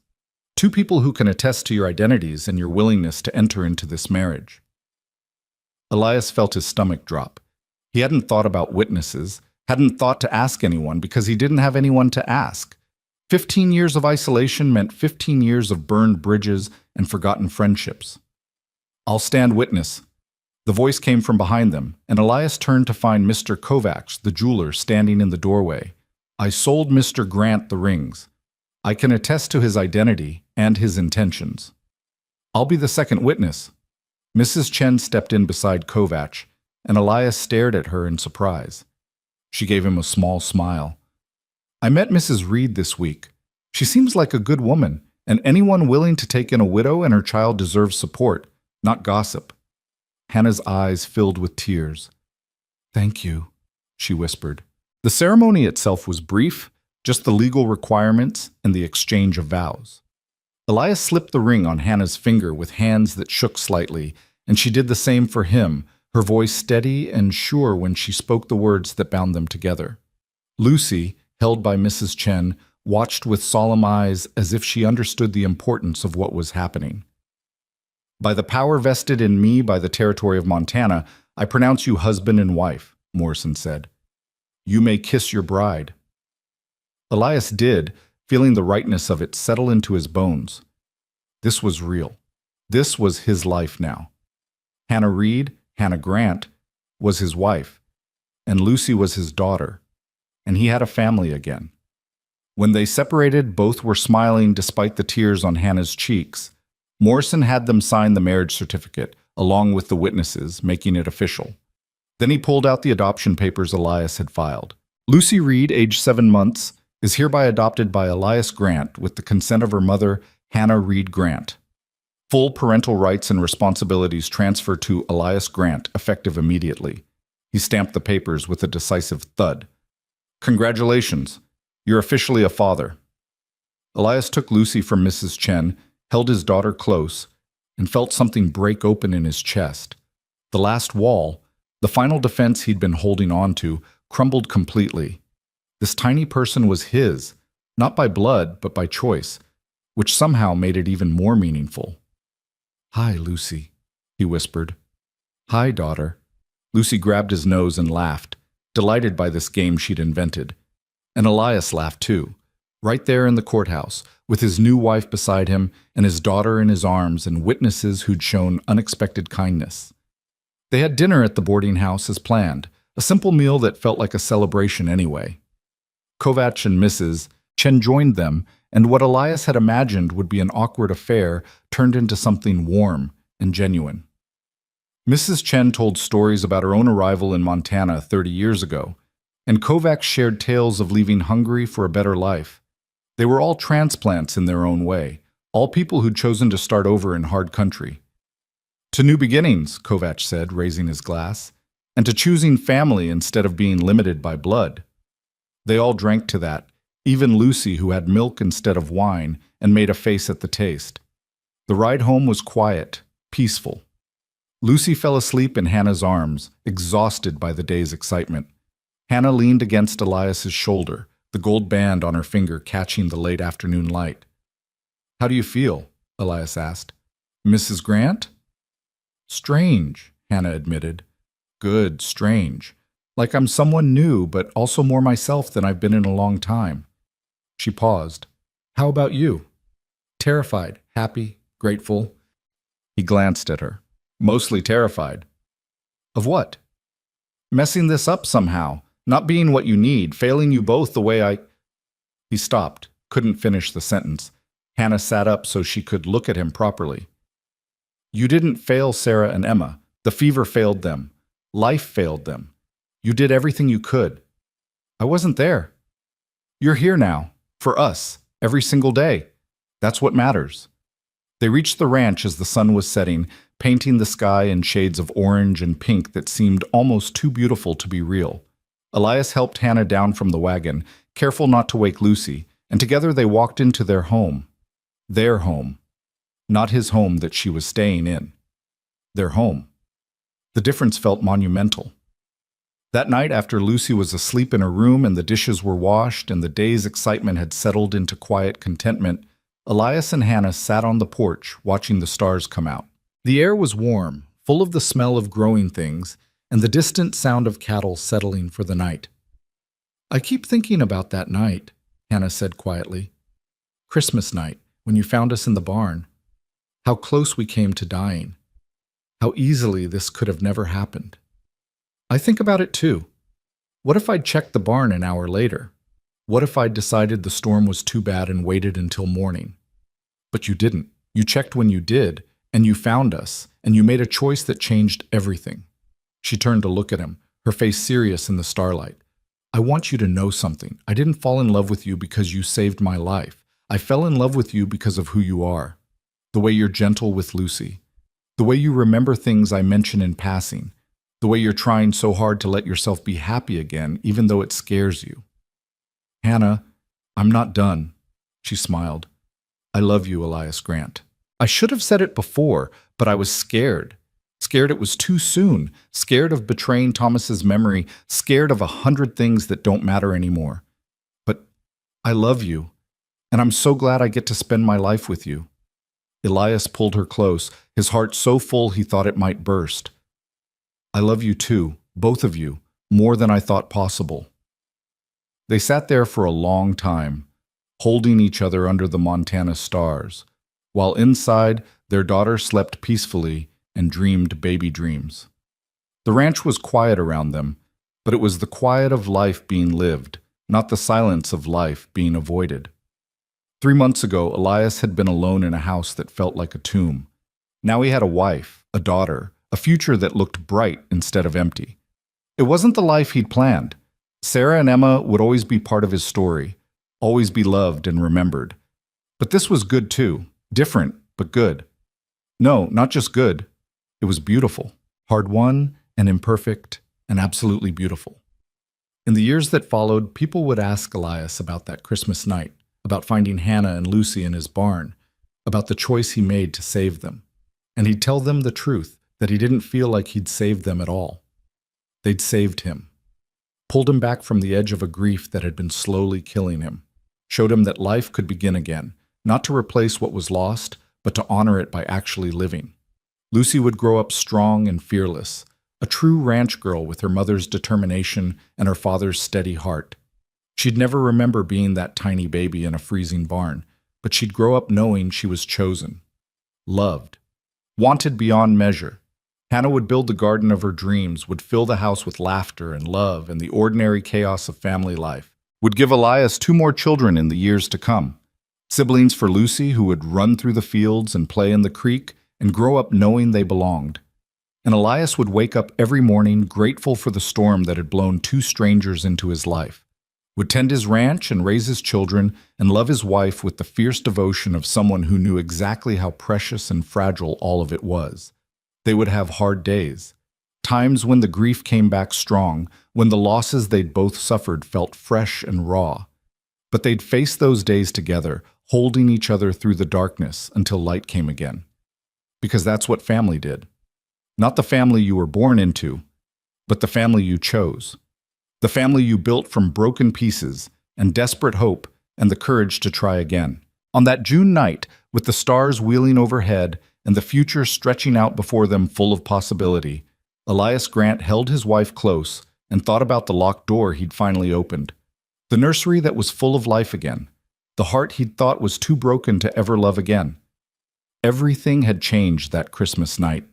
But the real change, the transformation that mattered, had been gradual. Built one day at a time, one choice at a time, one moment of courage at a time. And it had led him here. To this porch, this woman, this life.